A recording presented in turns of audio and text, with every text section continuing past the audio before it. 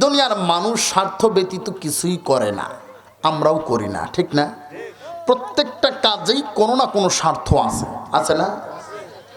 নিঃস্বার্থ কেউ কোনো কিছু করে না। এমনকি স্বার্থ ব্যতীত আল্লাহর কুদরতি কদমে একটা সিজদাও আমরা দেই না। প্রত্যেকটা সিজদা দেই, এর পেছনেও স্বার্থ আছে, আছে না? যদি বলা হয় কেন সিজদা দাও, আল্লাহ রাসূল সাল্লাল্লাহু আলাইহি ওয়াসাল্লাম বলেছেন, আস-সালাতু মি'রাজুল মুমিনিন, নামাজ হলো মুমিনদের জন্য মেরাজ।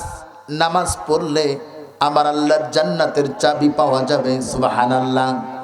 তার মানে নামাজ পড়েন, ওটাও একটা স্বার্থ আছে, আছে না? যদি বলি রোজা কেন রাখেন, রোজা রাখার পেছনেও তো স্বার্থ আছে। সেই সুবহে সাদিকের সময় আপনি কিছু খাবার খেলেন, সারাদিন আপনি পরিশ্রম করেন, আপনার সামনে কত খাবার থাকে, ইচ্ছে করলে আপনি ঘরের দরজা বন্ধ করে খেতে পারেন, কেউ দেখবে না। তবু আমরা খাই না, কেননা যিনি দেখেন তিনি কে?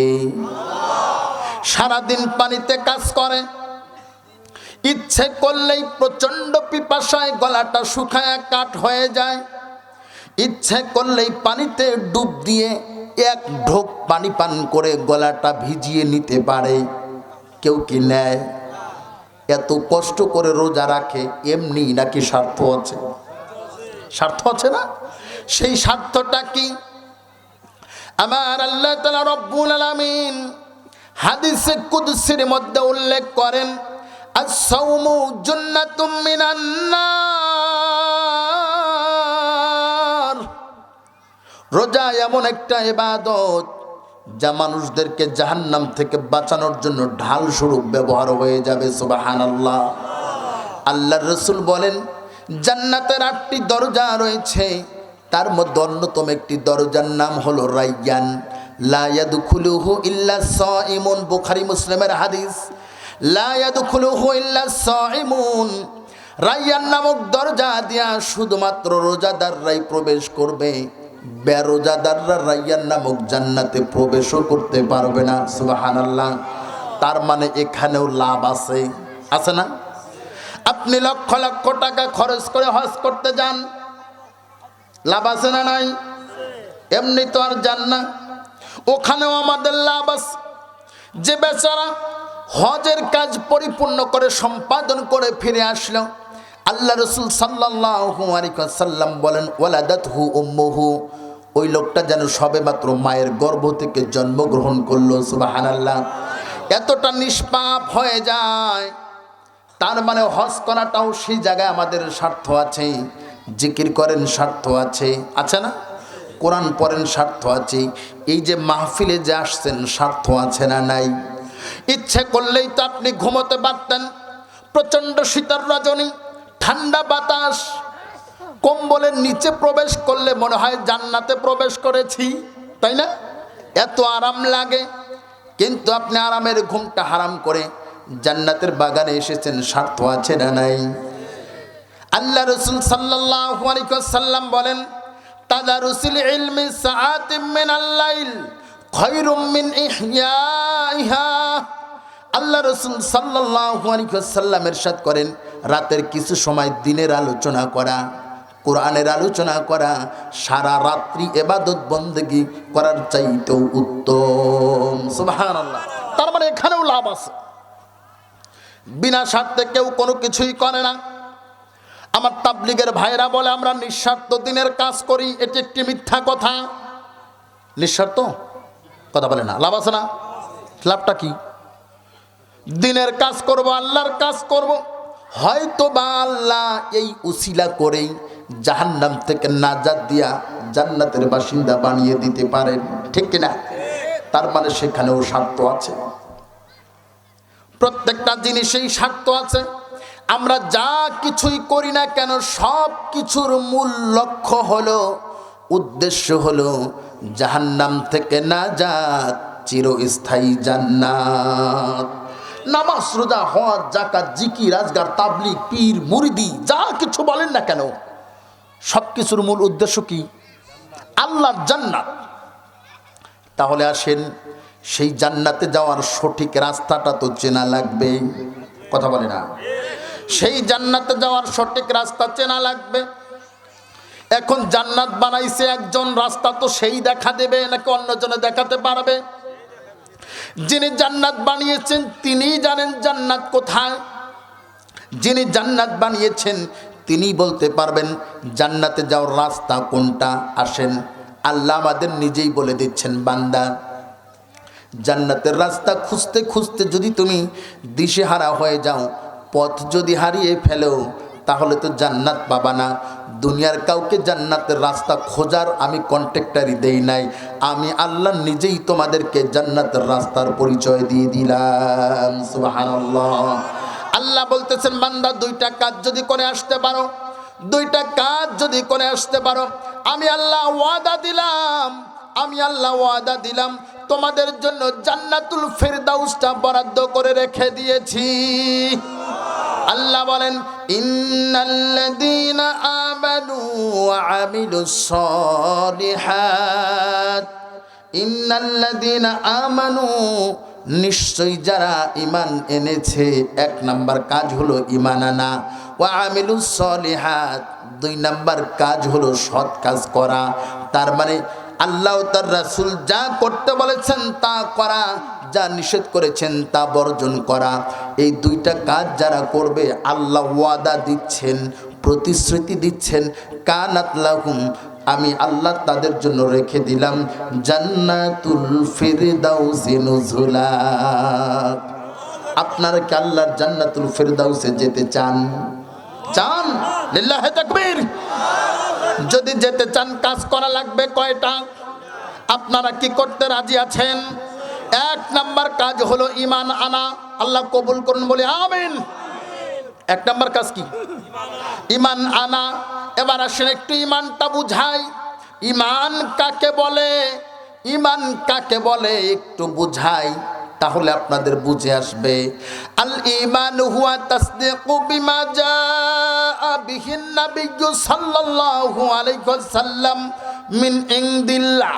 ঈমান হলো আল্লাহর রাসূল আল্লাহর পক্ষ থেকে যা কিছু নিয়ে এসেছেন সব কিছুর উপরে বিশ্বাস স্থাপন করা। এইটা আবার তিন প্রকার: ইকরার বিল লিসান, তাসদীক বিল জিনান, আমল বিল আরকান। জবানে এটা ঘোষণা করে দেওয়া, হ্যাঁ আমি মুসলমান, কালেমা পড়লাম। দুই নাম্বার, শুধু জবানে বললেই হবে না, অন্তরেও বিশ্বাস করতে হবে। তিন নাম্বার, শুধু বিশ্বাস করলে হবে না, আমলের মাধ্যমে প্রমাণ করে দিতে হবে আপনি ঈমানদার। ঈমানের কত দাম, ঈমানের কত দাম একটু বুঝাই। কেন ঈমানের আলোচনা করা এত জরুরি? আমার আল্লাহ একবার না, দুইবার না, 400 বারের অধিক ঈমানের আলোচনা কোরআনুল কারিমে করেছেন। সুবহানাল্লাহ। নামাজের কথা বলেছেন 82 বার, কিন্তু ঈমানের কথা বলেছেন 450 বার প্লাস। আল্লাহু আকবার। এত দামি, এত দামি। কত দাম একটু আপনাদের বুঝাই, বুঝতে সহজ হবে। একজন বিধর্মী 120 বছর বয়স, 120 বছর ধরে সে শিরক করে, 120 বছর ধরে মূর্তি পূজা করে। ওই লোকটা গত রাত্রে তার মনে হলো না, আমি সারা জীবন ভুল করেছি, এখন সংশোধন করা দরকার। আজকে সকাল 8টার সময় হুজুরের কাছে তওবা পড়ে মুসলমান হয়ে গেল। বলেন তো দেখি লোকটার আরো গুনাহ আছে? কত বছর শিরক করেছে? 120 বছর। সকাল 8টার সময় হুজুরের কাছে তওবা পড়ে মুসলমান হলো, সকাল 12টার সময় ইন্তেকাল করলো। এক ওয়াক্ত নামাজ পড়ার সুযোগ তার, কোরআনের একটা হরফ পড়ার সুযোগ হলো না। আমার আল্লাহকে আল্লাহ বলে ডাক দেওয়ার সুযোগ হলো না। একটা রোজাও রাখতে পারল না, একটা সিজদাও দিতে পারল না। 120 বছর শিরক করার পর সকাল 8টায় কালেমা পড়ে লোকটা যদি 10টায়ও মারা যায়, এবার বলেন তো দেখি লোকটা জান্নাতি না জাহান্নামী? আরেকবার বলেন না সুবহানাল্লাহ বলেন। লম্বা সময় বয়ান করা লাগে না, 120 বছরের সমস্ত শিরকগুলো আমার আল্লাহ মাফ করে দিয়ে ওই লোকটা কিন্তু কোনো ইবাদত করে নাই, কোনো ইবাদত করে নাই, শুধুমাত্র ঈমান আনার কারণে সমস্ত গুনাহগুলো মাফ করে আমার আল্লাহ তাআলা রব্বুল আলামিন তার বান্দাকে জান্নাতের মেহমান বানিয়ে দিয়েছে। এটা কিসের জন্য? এই ঈমানের জন্য। এজন্য ঈমানের আলোচনা যে কত জরুরি, এজন্য বেশি বেশি করে আলোচনা করা দরকার ঈমানের। ঈমানটা হলো সব কিছু মেনে নেওয়ার নাম। আল ঈমানু হুয়া তাসদীকু বিমা জাআ বিহিন নাবিয়্যু সাল্লাল্লাহু আলাইহি ওয়াসাল্লাম মিন ইনদিল্লাহ।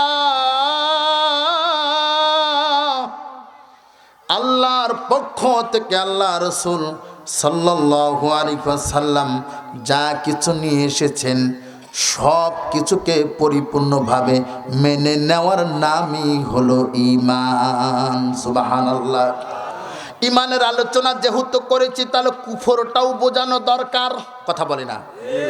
এখন আমি যদি আপনাদেরকে বোঝাই লাইটগুলো কাকে বলে, এই লাইট কারে বলে, তাহলে এটা যদি বুঝাইতে হয় তাহলে লাইটটা বন্ধ করে অন্ধকার দেখানো লাগবে না? অন্ধকার যদি না দেখাই তো লাইট বুঝবেন কেমনে? তাহলে ঈমানটা যেহেতু বুঝাইলাম কাকে বলে, এবার কুফরটা বুঝাই, তাহলে ঈমান আরো বুঝে আসবে।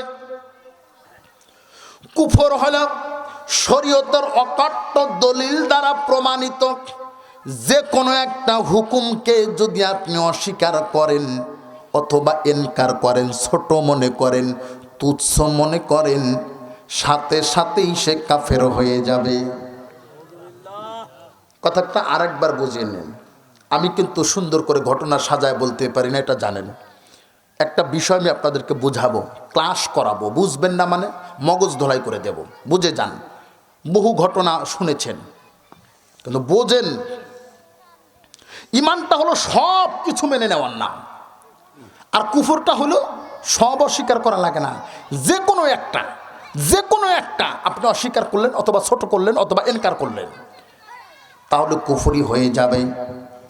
আরো সহজ করে আমি আপনাদেরকে বোঝাই।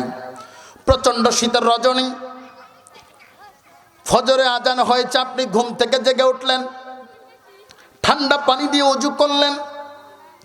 বলেন তো দেখি আপনার এই ওযুটা ছুটে যাওয়ার জন্য কয়বার বাতাস দেওয়া লাগবে? বোঝেন নাই? কয়বার বাতাস ছাড়া লাগবে? কি বলেন? এত কষ্ট করে ওযু করলেন, একটা বাতাস ছাড়লেই, একটা বাতাস ছাড়বেন, একটা হাত ধুবেন, ওযু হবে কি? আপনি এত কষ্ট করে ওযু করার পর একটা বাতাস ছাড়লেই সমস্ত ওযু বাতিল। ঠিক আছে কথা? আরেকটু বোঝাই। 2 পৃষ্ঠার একটা অঙ্ক, এই বিশাল অঙ্কে শূন্য পাওয়ার জন্য কয়টা ভুল করা লাগে? একটাই না? একটা ভুল করলে আপনার 2 পৃষ্ঠার না 200 পৃষ্ঠার অঙ্ক হইলেও আপনি শূন্য পাবেন। ঠিক আছে তো? এই বিশাল গ্রামটা জ্বালিয়ে দেওয়ার জন্য কয়টা দিয়া শিলার কাঠি লাগবে? একটা। কিন্তু আমাদের কাছে একটা দিয়া শিলার কাঠি একেবারেই তুচ্ছ, একেবারেই মূল্যহীন। 2 টাকায় পাওয়া যায় 100টা কাঠি। একটার কি দাম আছে? কিন্তু এটার পাওয়ার আছে, কথা কয় না? একটার দাম নাই কিন্তু পাওয়ার আছে। একটা দিয়া শিলার কাঠি দ্বারা শুধু এই গ্রাম না, এই দেশটাকেই জ্বালিয়ে দেওয়া সম্ভব, কথা বলে না? সম্ভব না? ঠিক তেমনি আপনার বিশাল ঈমানের ভান্ডার, বিশাল ঈমানের ভান্ডার, এই ভান্ডারের মধ্যে হতে আপনি যে কোনো একটা ভুল যদি করেন আপনার আমল নামা শূন্য। বুঝে আসছে? আপনি একটা ভুল যদি করেন, একটা অস্বীকার যদি করেন, ওই যে একবার বাতাস ছাড়লেই যেমন ওযু চলে যায়, আল্লাহর কোরআন এবং রাসূলের অকট্য হাদিস দ্বারা প্রমাণিত যে কোনো একটা বিষয় অস্বীকার করলেই আপনার ঈমান ঠিক বাতাসের মতো চলে যাবে। বুঝে আসছে কথা? ঈমান এত সহজ না। আজকে ঈমানটা বুঝাবো ইনশাআল্লাহ। আপনাদের বুঝতে সহজ হবে। বলেন তো দেখি, কাদিয়ানীরা মোমেন না কাফের?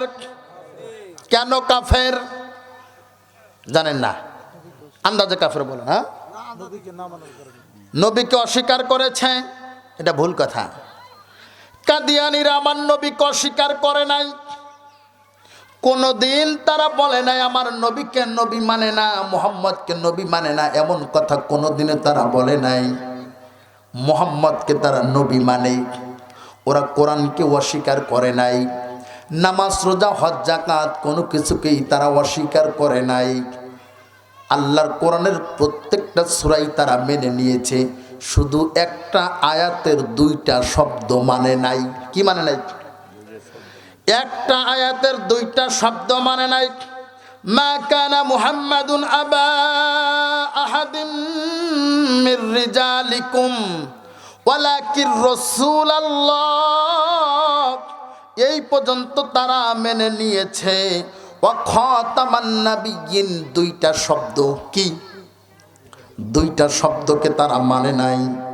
দুইটা শব্দকে না মানার কারণে খাতামান নাবিয়্যিন, আমার নবীকে শেষ নবী না মানার কারণে কাদিয়ানীরা কাফের। কাদিয়ানীরা কি? জোরে বলেন। কাদিয়ানীরা কাফের, এতটুকু তো বুঝছেন। তাহলে দুইটা শব্দ না মানার কারণে যদি কাদিয়ানীরা কাফের হয়, যারা কুরআনুল কারীমের একটা না, দুইটা না, 250 রাজনীতির আয়াতকে যারা অস্বীকার করেছে, এবার বলেন তারা মোমেন না কাফের? জোরে বলেন, তারা মোমেন না কাফের? আমার আল্লাহ কোরআনে একটা না, দুইটা না, 250-র উপরে রাজনীতির আয়াত দিয়েছে। আল্লাহু আকবার। দুইটা শব্দ স্বীকার করে কাদিয়ানীরা কাফের হয়ে যায়। যারা বলে ইসলামী রাজনীতি করা যাবে না, 250 আয়াতকে অস্বীকার করছে, ওটা কি? বড় বড় কাফের। কথা বলে না? ও কি বড় কাফের? ও কাদিয়ানীর বাপ।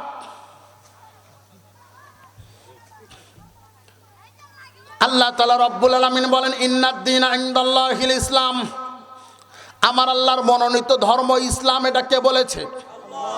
ওটা মনে হয় শুধু সৌদির জন্য, মক্কা মদিনার জন্য। ওটা ফিলিস্তিন, আফগানিস্তান, মিশর, সিরিয়া আর পাকিস্তানের জন্য, নাকি পুরো পৃথিবীর জন্য? নবমণ্ডল, ভূমণ্ডল, ইহকাল পরকাল, সকল জায়গার জন্য, সকল যুগের জন্য আমার আল্লাহর মনোনীত ধর্ম কি? কথা বলেন। তাহলে বাংলার মনোনীত ধর্ম কি হবে? জোরে বলেন, কি হবে? যারা বলে রাষ্ট্র ধর্ম ইসলাম মানি না, ওরা তো আল্লাহর একটা আয়াতকে অস্বীকার করলো। কথা বলে না? ওরা আল্লাহর একটা আয়াতকে অস্বীকার করে নাই। দুইটা শব্দকে অস্বীকার করার কারণে, দুইটা শব্দকে অস্বীকার করার কারণে যদি কাদিয়ানীরা কাফের হয়, আমার আল্লাহর মনোনীত ধর্ম ইসলাম এটাকে অস্বীকার করার কারণে তারা কেমনে মোমেন হয়? কথা বলে না? ওরা কি মোমেন না কাফের? যারা বলেন অতএব কাফেরদের জানাজা পড়া হারাম। কাফেরদের জানাজা পড়া হারাম, এদের জানাজা পড়া যাবে না। আমাদের চরাঞ্চলের কিছু মানুষ বোঝে না, ঠাট্টা মস্কারি করে অনেক কথা বলে, ইমান চলে যায়, বোঝেও না। ঠাট্টা মস্কারি করে কথা বলে। আল্লাহ আমার ছাড়া আর কারো চোখে দেখে নাই, ইমান চলে গেছে। আল্লাহর কি চোখ নাই? ইমান চলে গেছে। করোনার সময় একটা বড় বন্যা হয়েছিল না? আমি আমার শ্বশুরবাড়ি থেকে যাচ্ছি, তো রাস্তার মাঝখানে পানি। আমি মোটামুটি ভিজে গেলাম, আর এক বেচারা দিকে মোটামুটি কাঁচা টাচা দিয়া পানিতে নামতেছে আর বলতেছে, শালার আল্লাহর সাথে আর পারলাম না। নাউজুবিল্লাহ বলবেন না? আমারই সামনে, ঠিক মাগরিবের আগ মুহূর্তে। আমি বললাম, দাঁড়ান, আপনি কি মুসলমান? হুজুর চেনেন না আমাকে? আমার শ্বশুরবাড়ি আত্মীয় হয়, মানে একটু দূর সম্পর্কে চাচা শ্বশুর হয়। জামাই আমাকে চেনেন নাই? তো বললাম না, আমি তো আপনাকে চিনি নাই। তো আমার শ্বশুর পরিচয় দিল। তো বললাম, আপনার ইমান চলে গেছে, বিয়ে যদি করে থাকেন বউ তালাক হয়ে গেছে। লোকটা হতবাক। কি বলেন? এই মুহূর্তে আপনি যেই কথাটা বললেন যে শালার আল্লাহর সাথে পারলাম না, এই কথা বলার কারণে আপনার ইমান চলে গেছে, বউ তালাক হয়ে গেছে। হুজুর এটা তো আমি ঠাট্টা মস্কারি করে বলছি। আমি বললাম আল্লাহ কি আপনার ক্লাস ফ্রেন্ড নাকি ছোটবেলার বন্ধু? আল্লাহ কি আপনার ক্লাস ফ্রেন্ড নাকি ছোটবেলার বন্ধু যে আপনি ঠাট্টা মস্কারি করবেন? ওনার সাথে ঠাট্টা মস্কারির সম্পর্ক? আপনার ইমান চলে গেছে, আপনার বউ তালাক হয়েছে, আজকের পর থেকে আপনি আপনার বউর সাথে মেলামেশা করবেন না। এই দুই একটা কথায় চতুর্দিক থেকে লোক চলে আসলো, আমি ঢাকা যাব। পরে বললাম লিখিত রাখেন, আমি লিখিত দিয়ে গেলাম। রৌমারী রাজীবপুর না, গোটা বাংলাদেশের সমস্ত আলেমরা যদি এক জায়গায় হয়, বুকের পাটা যদি থাকে আমার ফতোয়া যেন পরিবর্তন করে। কাফের হয়ে গেলে ইমান থাকে না, চলে যায়। বউ আর তালাক দেওয়া লাগে না, অটো তালাক হয়ে যায়। কথা বলে না? এর জন্য সাবধান। এইরকম ভুল কিন্তু আমরা করি, ঠিক না? ওনাকে বুঝাই দিলাম, আপনি ভালো কোনো আলেমের কাছে গিয়ে তৌবা করে ইস্তেগফার পড়ে নতুন করে কালেমাও পড়বেন, বিয়াও নতুন করে পড়াবেন, তাছাড়া তো উপায় নাই। এখন আপনি যদি বলেন আল্লাহ আল্লাহ কি চোখে দেখে না, ইমান গেছে, ইমান গেছে। এত সোজা না ইমান, যেটা আনলেই জান্নাত পাওয়া যাবে, এটা কি এত সোজা? দামি জিনিস নষ্ট হয়ও তাড়াতাড়ি, কথা বলে না? বেগুন এক পাশে যদি পোকা লাগে, ওই অংশটুকু কেটে বাকি অংশটুকু খাওয়া যায়, খাওয়া যায় না? আলু এক পাশে পচে গেলে কেটে কেটে ভালো অংশটুকু নিয়ে রান্না করা যায়, কিন্তু আপনার 5 মণ দুধের মধ্যে এক সাইডে যদি একটা পোকা পড়ে, কে খাবে? কথা বলে না? কেউ খাবে?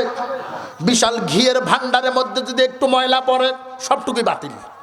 দামি জিনিস তাড়াতাড়ি নষ্ট হয়। এর জন্য ইমান বড় দামি জিনিস, কুফর দিয়া এটাকে স্পর্শ করলেই নষ্ট হয়।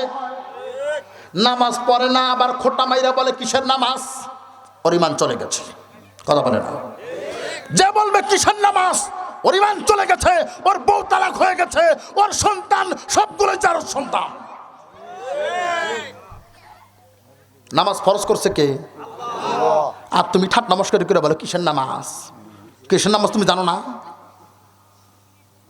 নিজে রোজা রাখে না, আবার দাঁত বাইর করে খাই আমরা কি গুনাহ করছি রোজা রাখবো, কথা কয় না? যারা নামাজ পড়ে এদেরকে আবার ঠাট নমস্কার করে বলে। তাহলে যারা গুনাহ করে তারা নামাজ পড়ে, এ কথা বলে না? আল্লাহ রাসূল গুনাহ করছে, থাপড়ায় দাঁত ফালায় দেওয়া দরকার। বেয়াদব কোথাকার, ও নামাজ পড়ে না। যেগুলো নামাজ পড়ে এগুলোর আবার কয় আমরা কি গুনাহ করছি, আমরা নামাজ পড়বো, আমরা গুনাহ করি নাই। মনে জান্নাত থেকে ফালাই আইছে, ওনার জান্নাতে ভালো লাগতেছে না, জান্নাত থেকে ফালাই আইছে, আবার জান্নাতে যাইব। রাসূল নামাজ পড়ে নাই, রাসূল গুনাহগার ছিল, তাহলে ওর কথা অনুযায়ী রাসূল গুনাহগার ছিল, নাউজুবিল্লাহি মিন যালিক। সাহাবীরা নামাজ পড়ে নাই, তুমি কোন কারণ চান্দু নামাজ ছাড়াই জান্নাতে যাইবা? মামুর বাড়ির আবদা, কোনো পীর আর ক্ষীর দিয়ে কাম হবে না। আপনি যদি আমল না করেন, আপনি যদি আমল না করেন, পীরে আপনারা জান্নাতে নিব? পীরেই যদি সবগুলো নিতে পারতো তো রাসূল নিতে পারতো না? রাসূল কি সাহাবীদেরকে বলছে তোমরা নামাজ পড়ো না, আমি একাই যথেষ্ট? বলছে। বরং আপন কলিজার টুকরা সন্তান ফাতেমাতুজ জোহরা রাদিয়াল্লাহু তাআলা আনহাকে বলেছেন কবরের জন্য মাল সামানা তৈরি করো, আমি নবীর মেয়ে বলে তোমাকে বিন্দু মাত্র ছাড় দেওয়া হবে না। নবীর মেয়েকেই ছাড় দেওয়া হয় না, আর তোমার পীরের কন্ট্রাক্টর দিছে। ফাজিল কোথাকার। এই কথাগুলো বলির জন্য অনেকের পছন্দ হয় না। আব্দুর রহিমকে আনে কেন? ভালো ভালো হুজুর নিয়ে আসবো, কবরের ভিতরে আলোচনা করবো, এগুলো বলবে না। কবরে গেলে কি হয় বেটা, তো উপর থেকে ঠিক করা লাগবে, কথা বলে না? কবরের যায় ঠিক করা লাগবে নাকি উপর থেকে কবর ঠিক করা লাগবে? এজন্য নামাজ আপনি যদি না পড়েন কাফের হবেন না, আপনি ফাসেক হবেন। যদি এনকার করেন, ছোট করেন, তুচ্ছ করেন, কিসের নামাজ এ কথা বললে কাফের হয়ে যাবে। কাফেরদের জানাজা পড়া জায়েজ নাই, এমন কাফের আপনাদের এলাকায় আছে, কথা বলে না? আছে না? এবার 2 নাম্বার দলিল নেন ঈমান এবং কুফরের মধ্যে। একজন ইহুদি এবং একজন মুসলমান দুইজনের জমি পাশাপাশি ছিল। মুসলমানটার নামে মাত্র মুসলমান ছিল, কিন্তু আসলেই সে ছিল একজন মুনাফিক। ঠেলতে ঠেলতে ইহুদির জায়গা সকল দখল করে নিচে এমন ব্যক্তি আছে না? হজ করে আসার পর কোদাল নিয়ে খেতে যায়, হাল কাটে, কথা কয় না? আমি বহু শুনেছি এগুলা, সারা বাংলাদেশে ঘুরি তো। উনি তাবলিগের চিল্লা দিয়ে আইসাও খেতে যায়, ঠেলা ঠেলি করে, কথা বলে না? এমন বহু বুজুর্গ আমরা দেখেছি। আচ্ছা, এগুলোর কি বুজুর্গ বলা যায় না বেজির গু? ওরা বেজির গু, ওরা বুজুর্গ না। ইহুদির জমি আর মুসলমানের জমি কাছাকাছি, কিন্তু দুঃখজনক হলেও সত্য, ওই মুসলমানটা অধিকাংশ ইহুদির জমি দখল করে নিয়েছে। দুইজনের মাঝে কথা কাটাকাটি অবস্থায় এমন মারামারি পর্যায়ে চলে গেল। ইহুদি প্রস্তাব দিল, আমরা মারামারি করব না, চলো একটা ফয়সালা গ্রহণ করব, একটা ফয়সালায় আমরা চলে যাই। মুসলমান বলল ঠিক আছে, কি ফয়সালা, কার কাছে যাওয়া যায়? দুইজনের সিদ্ধান্ত নিল এমন একজন ব্যক্তির কাছে যাব যার সিদ্ধান্ত আমরা মেনে নেব। ইহুদি বলল চলো, তোমাদের নবী মুহাম্মদ ন্যায় বিচারের প্রতি কোনোদিন কারো প্রতি জুলুম করে না, আমরা তার কাছে যাব। কিন্তু মুসলমান লোকটা বুঝতে পারল, মুহাম্মাদের কাছে যদি যাই, জুলুম তো আমি করেছি, আমার পক্ষে রায় দেবে না, অতএব মুহাম্মাদের কাছে যাওয়া যাবে না। এবার বলেন তো দেখি, ওর ইমান আছে না গেছে? ওর ইমান গেছে। তার মানে বোঝা যায়, তুমি নামাজ পড়বা ঠিক, কিন্তু ইসলামী নেতা মানবা না, তোমার ইমান গেছে। ঠিক বুঝবেন না? মানে আজকে বুঝায় ছাড়বো ইনশাল্লাহ। মুসলমানটা বলল না, তোমাদের নেতা কাব বিন আশরাফের কাছে যাব। অত হলো মুহাম্মাদের কাছেই তারা বিচার নিয়ে যাবে। আল্লাহ রসুল সাল্লাল্লাহু আলাইহি ওয়াসাল্লামের কাছে বিচার নিয়ে আসলেন। আমার রসুল সাল্লাল্লাহু আলাইহি ওয়াসাল্লাম সব কিছু শোনার পর সিদ্ধান্ত দিলেন, রায় দিলেন ইহুদির পক্ষে। কিন্তু মুসলমানটার মন খারাপ, সে বলল এই রায় আমি মানি না। নাউজুবিল্লাহ বলবেন না? এই রায় আমি মানি না, আমি এটার সানি বিচার করাইতে চাই। ইহুদি বলল কোনো অসুবিধা নাই, সানি বিচার করাইতে চাও, কার কাছে যাবা বলো। মুসলমান চিন্তা করলো কার কাছে যাওয়া যায়। অবশেষে সিদ্ধান্ত নিল, ওমর ছাড়া কোনো গতি নাই, ওমর বিদর্মীদেরকে সহ্যই করতে পারে না। ও চিন্তা করলো, ওমর যদি ইহুদির কথা শোনে তাহলে তোর পায়ের রক্ত মাথায় উঠবে, অতএব আমার পক্ষে রায় দিলে ওমরই দেবে। বলল চলো ওমরের কাছে যাব। ইহুদি বলল আমার কোনো অসুবিধা নাই। কেন? ইহুদির কনফিডেন্স ছিল আমি তো কোনো অন্যায় করি নাই, ওমর আমার প্রতি অবিচার করবে না, কেননা তার নাম হলো ফারুক আজম, সত্য মিথ্যার পার্থক্যকারী। চলো আমরা ওমরের কাছে যাব। দুইজন এবার একসাথে ওমরের কাছে গিয়ে হাজির। ওমর কাছে গিয়ে ডাক দেয়া বলে, ওমর তোমার কাছে বিচার করাইতে আসছি। সব কিছু শোনার পর ওমর বললেন, এখন তোমরা কি করাইতে চাও? মুসলমান বলল সানি বিচার, দ্বিতীয়বার বিচার করাইতে চাই। ওমর বলল প্রথম বিচার কে করেছে? ওই মুসলমানটা বলল প্রথম বিচার করেছে মুহাম্মদ সাল্লাল্লাহু আলাইহি ওয়াসাল্লাম। ওমর বলে মুহাম্মদের বিচার কি তোমার পছন্দ হয় নাই? কয় না। নাউজুবিল্লাহ বলবেন না? ওমরের মেজাজ এবার গরম, পায়ের রক্ত মাথায় উঠে গেছে। মুহাম্মদের বিচার তোমার পছন্দ হয় না, আমার কাছে আসছো, আমি তোমাকে এমন বিচার দেব পছন্দ না করে পারবাই না। আমি তো তোরেই খুঁজতেছি, তুই কই আসিলি? আমি তো তোরেই খুঁজতেছি রে বিচার করার জন্য। একটু অপেক্ষা কর, ভিতর থেকে বিচার নিয়ে আসি। মুনাফিক মনে করলো এবার মনে হয় ওমর আমার পক্ষে রায় দেবে। কিন্তু ওমর ভিতরে যায় খোলা তরবারি নিয়ে এসে এমন জোরে আঘাত করলেন, এক আঘাতে ওই মুসলমান নামধারী মুনাফিকের দেহ থেকে কল্লাটা কয়েক হাত দূরে ছিটকে পড়ে গেল। আল্লাহু আকবার! ওমর ডাকটা বলে, দুনিয়ার জমিনে আবার রাসূলের বিচার মানতে চায় না যারা, এই জমিনে বেঁচে থাকার অধিকার রাখে না তারা। ঠিক কিনা? এক আঘাতে কল্লা নাই। বিচার কমপ্লিট হয়ে গেছে। এজন্যই তো তাকে বলা হয় ওমর। এত রাগী মানুষ ছিলেন, রাস্তা দিয়া যখন হেঁটে যাইতেন, মানুষ তো দূরের কথা, ওই রাস্তা দিয়া শয়তান 40 দিন হাঁটতো না। আল্লাহু আকবার বলেন। আজকে যদি একজন ওমর থাকতো, আজকে যদি বাংলার জমিনে একজন ওমর থাকতো, রাম বাম নাস্তিক মুরতাদগুলো বাংলার জমিনে ইসলাম নিয়ে বান্দরামি করার সাহস পেত না। এজন্য নেতা দরকার, ওমরের মতো নেতা। তার মতো নেতা। কিন্তু আমরা নেতা বানাই কি দেখে? জীবনেও পশ্চিম দিকে আচার খায় না, অজুর পানি খাইতে হয় নাকি ফেলে দিতে হয় তাও জানে না। ভোটের আগে টুপি পাঞ্জাবি পরে আমাদের সামনে এসে হাজির, কথা কয় না? মসজিদে যায় যায় নামাজ পড়ায়, হুজুর দোয়া করেন। ওরা কিসের নামাজ? ওরা কিসের নামাজ? এখন আর নির্বাচনের সময় টুপি পাঞ্জাবি দেখবেন না, আগে দেখবেন, কথা কয় না? দেখবেন কখন? আগে। এক বেচারা দীর্ঘ 10 বছর সৌদিতে ছিল। সৌদিতে দীর্ঘ 10 বছর থাকার পরে মনে মনে চিন্তা করলো, দেশে যেহেতু যাবো, সৌদির কিছু পোশাক না নিয়ে গেলে কি আর হয়? সৌদির মানুষ সবাই জুব্বা পরে, রাস্তার মুসিও লম্বা লম্বা জুব্বা পরে, পাঞ্জাবি পরে। বেচারা দেশে আসার সময় সৌদির কিছু পোশাক বাংলাদেশে নিয়ে আসছে। আসরের পর বাড়ি থেকে বের হবে, সৌদির পোশাক সব পরছে, লম্বা জুব্বা, মাথায় পড়েছে রুমাল, তার উপরে দিয়েছে সুন্দর একখান তাজ। বেচারার মুখস্থ শুধুমাত্র সূরা নাস। মুখস্থ কি? সূরা নাস। কিন্তু এমন পোশাক পরছে যেন বাইতুল মোকাররমের খতিব।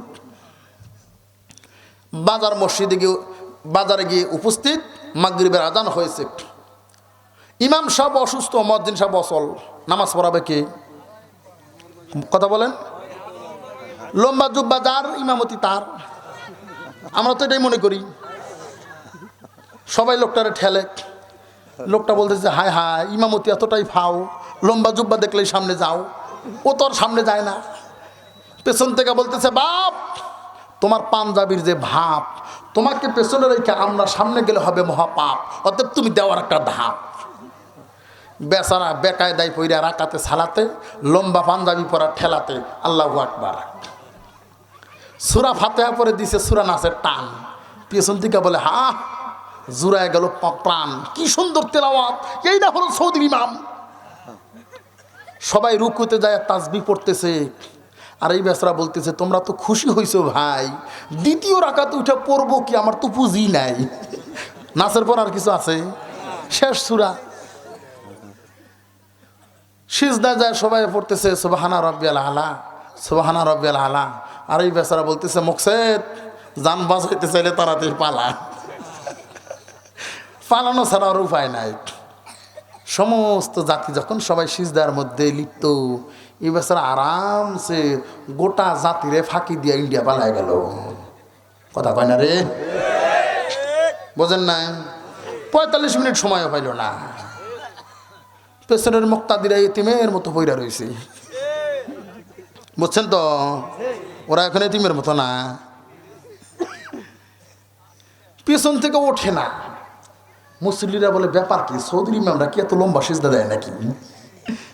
আরেকজন বলে, কথা বলিস না, শোনস নাই, নামাজ মোমেনদের জন্য মেরাজ, হুজুর মনে হয় এখন মেরাজে আছে। 10 মিনিট হয়, ইমাম সাহেব ওঠে না। এক মুরব্বী পেছন থেকে বলতেছে, কতক্ষণ আর থাকা যায়? মুরব্বী বলতেছে, ওঠো বাপ, আমার অজু যায় যায় ভাব। আর একজন এক পিচ্ছিকে খোঁচা মেরে ডাক দেয়, বলে, দেখতো ও আসে না গেছে, ও যদি জীবিত থাকে তাহলে তো ওঠার কথা, ওঠে না কে? 10 মিনিট হয়ে যায়, এত লম্বা সিজদা দেওয়া যায়? এক পিচ্ছি মাথাটা তুইলা বলতেছে, ওঠেন কাকা, ওঠেন কাকা, মেম্বার ফাঁকা, মেম্বার ফাঁকা।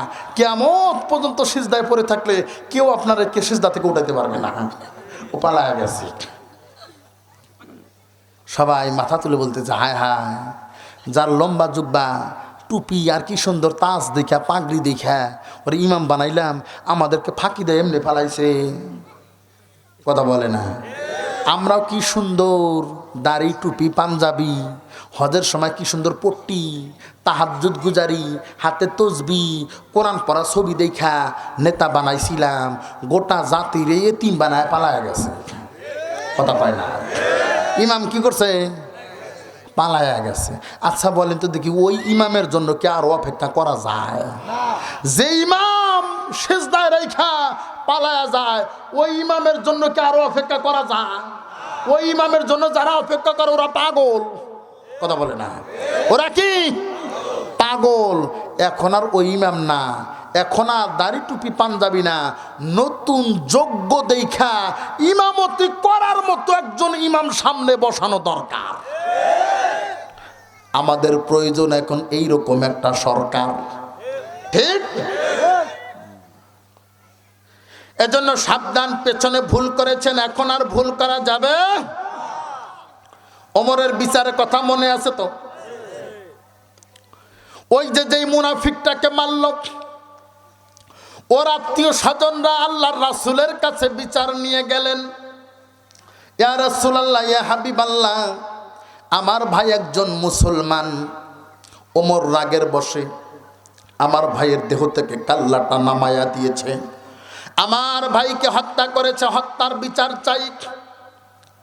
হত্যার বিচার হলো হত্যার পরিবর্তে হত্যা।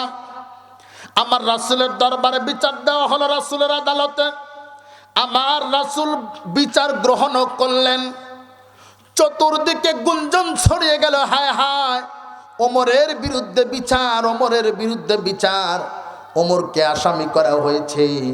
এবার বুঝি হত্যার পরিবর্তে হত্যা করে ওমরকেও মেরে ফেলা হয়। চতুর্দিক থেকে আফসোস। আমার রাসূল কি করবেন তখনও বুঝতে পারেন নাই। আল্লাহ তাআলা রব্বুল আলামিন জিবরাইলকে ডাক দিয়ে বলে, জিবরাইল, আর দেরি করিস না, আর দেরি করিস না, তাড়াতাড়ি চলে যাও। ওমরের বিরুদ্ধে যেই বিচার, এইটার ফয়সালা রায় দিয়ে দিলাম আমি আল্লাহ। আল্লাহু আকবার। ওমরকে আমার আল্লাহ এত ভালোবাসেন, এত ভালোবাসেন, ওমরের সমর্থনে একটা না, দুইটা না, কোরআনুল কারিমে 21টা আয়াত আমার আল্লাহ নাজিল করেছেন। এজন্য ওমরকে বলা হয় মেজাজে ওহি, ওহির মেজাজের একজন মানুষ।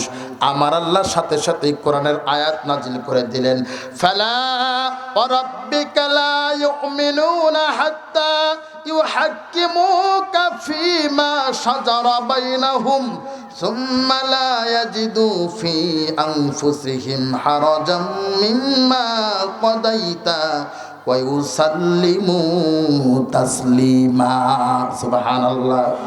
আমার আল্লাহ রায় দিয়া দিলেন, ইয়া রাসূলুল্লাহ, ইয়া হাবিবাল্লাহ, আমার ওমর ভুল করে নাই, আমার ওমর ভুল করে নাই। ওমরের বিচার ছিল সঠিক বিচার। আল্লাহু আকবার। বরং যেইটাকে হত্যা করেছে ও তো মুসলমানই না, ও তো কি মুসলমানই না। আমার আল্লাহ এই আয়াতে 3টা শর্ত দিয়েছেন। কয়টা? বিচারের ব্যাপারে 3টা শর্ত দিয়েছেন আল্লাহ তাআলা রব্বুল আলামিন বলেন, ফালা ওয়া রব্বিকা, হে আমার রাসূল, আপনার রবের কসম, লা ইউমিনুনা, ততক্ষণ পর্যন্ত তারা প্রকৃত মুমিন হতে পারবে না, হাত্তা ইউহাক্কিমুকা ফীমা শাজারা বাইনাহুম, যতক্ষণ পর্যন্ত না আপনি রাসূলকে সর্বোচ্চ বিচারক না মানবে। তার মানে রাসূলের বিচারকে মানতে হবে, এটা বলেছেন কে? কে বলেছেন? ওয়ামান লাম ইয়াহকুম বিমা আনজালাল্লাহ, ওয়ামান লাম ইয়াহকুম বিমা আনজালাল্লাহ, যারা আমার আল্লাহর বিচার মানে না, যারা আমার রাসূলের বিচার মানে না, ফাউলাইকা হুমুল কাফিরুন, আল্লাহ বলতেছেন ওরা হলো কাফের। ওরা কারা? ওরা কারা? তাহলে যারা আল্লাহর বিধান মানে না, আল্লাহর জমিনে আল্লাহর আইন বাস্তবায়ন করতে দেয় না যারা, ওরা হলো ইসলামের চূড়ান্ত দুশমন, সত্যিকারের কাফের তারা, ঠিক কিনা? এজন্য কাফের চিনবেন, যারা কোরআন শুনলেই মেজাজ গরম হয়, বুঝবেন ওটা কাফের। কথা কয় না? ওটা কি? আবু জেহেলের মতো কাফের। আল্লাহ তাআলা রব্বুল আলামিন বলতেছেন, ইমানদার হতে হলে আপনাকে চূড়ান্ত বিচারক হিসেবে মানতে হবে। কে বলেছেন? আল্লাহ। 1 নাম্বার শর্ত। 2 নাম্বার শর্ত, আমার আল্লাহ তাআলা রব্বুল আলামিন বলেন, লা ইয়াজিদু ফি আনফুসিহিম হারাজাম মিম্মা কদাইতা, আপনি যেই বিচার করবেন এই বিচারের ব্যাপারে কোনো সন্দেহ রাখা যাবে না। আচ্ছা বলেন তো দেখি, ওমর যেই লোকটাকে হত্যা করেছে ওই লোকটাকে রাসূলের বিচার মেনেছে? রাসূলের বিচারের ব্যাপারে তার কি আস্থা ছিল? আল্লাহ বলতেছেন ওটা ইমানদারি না। 3 নাম্বার হলো ওয়ায়ুসাল্লিমু তাসলিমা, ওয়ায়ুসাল্লিমু তাসলিমা। ইয়া রাসূলুল্লাহ, আমার হাবিব, আমার বন্ধু, আপনার বিচারের ব্যাপারে পূর্ণ সমর্থন থাকা লাগবে। এই 3টা জিনিস যার থাকবে না, আমার রাসূলের বিচার মানবে না, আমার কোরআনের বিধান মানবে না। কোরআনের বিচার যারা মানবে না, ওরা দেখতে মানুষের মতো হলেও আল্লাহ তাআলা রব্বুল আলামিন বলেন ফাউলাইকা হুমুল কাফিরুন, ওরাই হলো কাফের। আচ্ছা বলেন তো দেখি, এমন কাফের আমাদের সমাজে আছে না নাই? আছে না? যারা কোরআনের বিধান চালু হোক এটা চায় না, কথা বলে না। আমরা দীর্ঘ 50টা বছর বাংলার জমিনে বলতেছি কোরআন দিয়া বিচার করো, কোরআন দিয়া বিচার করো, বলি নাই? কথা বলেন, বলেছি। ওরা বলেছে না আমরা কোরআনের বিচার মানি না, ওদের মন মতো বিচার করে। যাকে মন চায় যার তার বিরুদ্ধে মামলা দিয়েছে, দেয় নাই? আমরাও বুঝেছি এই জমিনে ন্যায় বিচার পাবো না, বিচার দিয়েছিলাম একজনের কাছে। তিনি কে? জোরে বলেন, তিনি কে? আমার আল্লাহ ধরে ধরে ধরে না, ধরলে কিন্তু ছাড়ে না। ইন্না বাতশা রাব্বিকা লাশাদীদ, ইন্না বাতশা রাব্বিকা লাশাদীদ। আল্লাহ যখন ধরে, ধরার মতো ধরে, এমন ভাবে ধরেছে জীবনে আর বাংলার জমিনে সোজা হওয়া লাগবে না। কাসিম চেনেন? কাসিম শীত করে দিছে। কাসিম একবার শীত হইলে জীবন আর সোজা হইতে পারে না, কথা বলে না? কি বাড়া বেড়েছিল, বাপরে বাপ! চাকরি বাকরি নাই, ব্যবসা বাণিজ্য নাই, কোনো কাজকর্ম করে না, রাজনীতি কইরাই মাসে লাখ লাখ টাকা, কথা বলে না? আর আপনাদের এলাকায় আছে, কিচ্ছু করে নাই, দল করলেই লাখ লাখ টাকা। জনগণের টাকা মাইরা খাইছে। হ্যাঁ, কি পাওয়ার, বাপরে বাপ! নেতার কি পাওয়ার! নেতার চাইতে নেতার জুতার আওয়াজ বেশি, কথা কয় না? সিলাই নাই, নাম তার গামছা, কথা কয় না? লুঙ্গির মতোই দেখা যায়, সিলাই নাই, নাম তার গামছা। নেতার মতোই দেখা যায়, কোনো পদ পদবি নাই, নাম তার চামচা। লুঙ্গির চাইতে গামছা ওরে বেশি, নেতার চাইতে চামচা ওরে বেশি। নেতায় কথা কয় না, চামচার জ্বালায় থাকাই যায় না। হাই রে পাওয়ার, বাপরে বাপ! জুতা মোছার যোগ্যতা নাই, এই লোকগুলো এসে আমাদেরকে বলতে হুজুর দেখে শুনে কথা কইন। ওরে জুতা মোছার যোগ্যতাও নাই আমার, এসে বলতে হুজুর দেখে শুনে কথা বলেন। বাপরে বাপ! রাস্তার মুসিগুলো মনে হয় একজন মন্ত্রীর মতো হয়ে গেছিল, ঠিক না? নিজের নাম লিখতে জানে না, নেতা, বাপরে বাপ নেতা। রাস্তার মুসিও জুতা সেলাই করে, ডাক্তারও অপারেশন টেবিলে সেলাই করে। আচ্ছা, দুইজনই তো সেলাই করে, দুজন কি এক? এখন রাস্তার মুসি যদি যায় ডাক্তাররে বলে আপনি যেভাবে করতেছেন ওইভাবে না, যে এইভাবে সেলাই করা লাগবো, রুগী কয় % বাঁচবো? যাও একটু আজরাইল দূরে ছিল, তাড়াতাড়ি টাইনে নিয়ে আসবো, কথা কয় না? আমি রাজনীতি নিয়ে পড়াশোনা করেছি, পলিটিক্যাল সায়েন্সের ছাত্র আমি। আপনারা মনে করেছেন শুধুমাত্র ওই কোরআন হাদিস পড়ছি, মাদ্রাসা পড়ছি, আর কিছু পড়ি নাই? আমি পলিটিক্যাল সায়েন্সের ছাত্র, রাজনীতির ছাত্র আমি। ওকালতি পড়ছি, ডাক্তারিও পড়ছি, আমি পল্লী চিকিৎসক। কারণ জানি যে ওই জঙ্গলগুলো থাকতে জীবনে আমার চাকরি দিব না, এটা আমি ভালোই জানতাম। মামলা তো করবে, এখন ওরাই মামলা করবে, ওদের উকিলই যা ধরা লাগবে, টাকা ছাড়া কথা কয়। কত টাকা দেবে? নিজেই ওকালতি পাস করছি।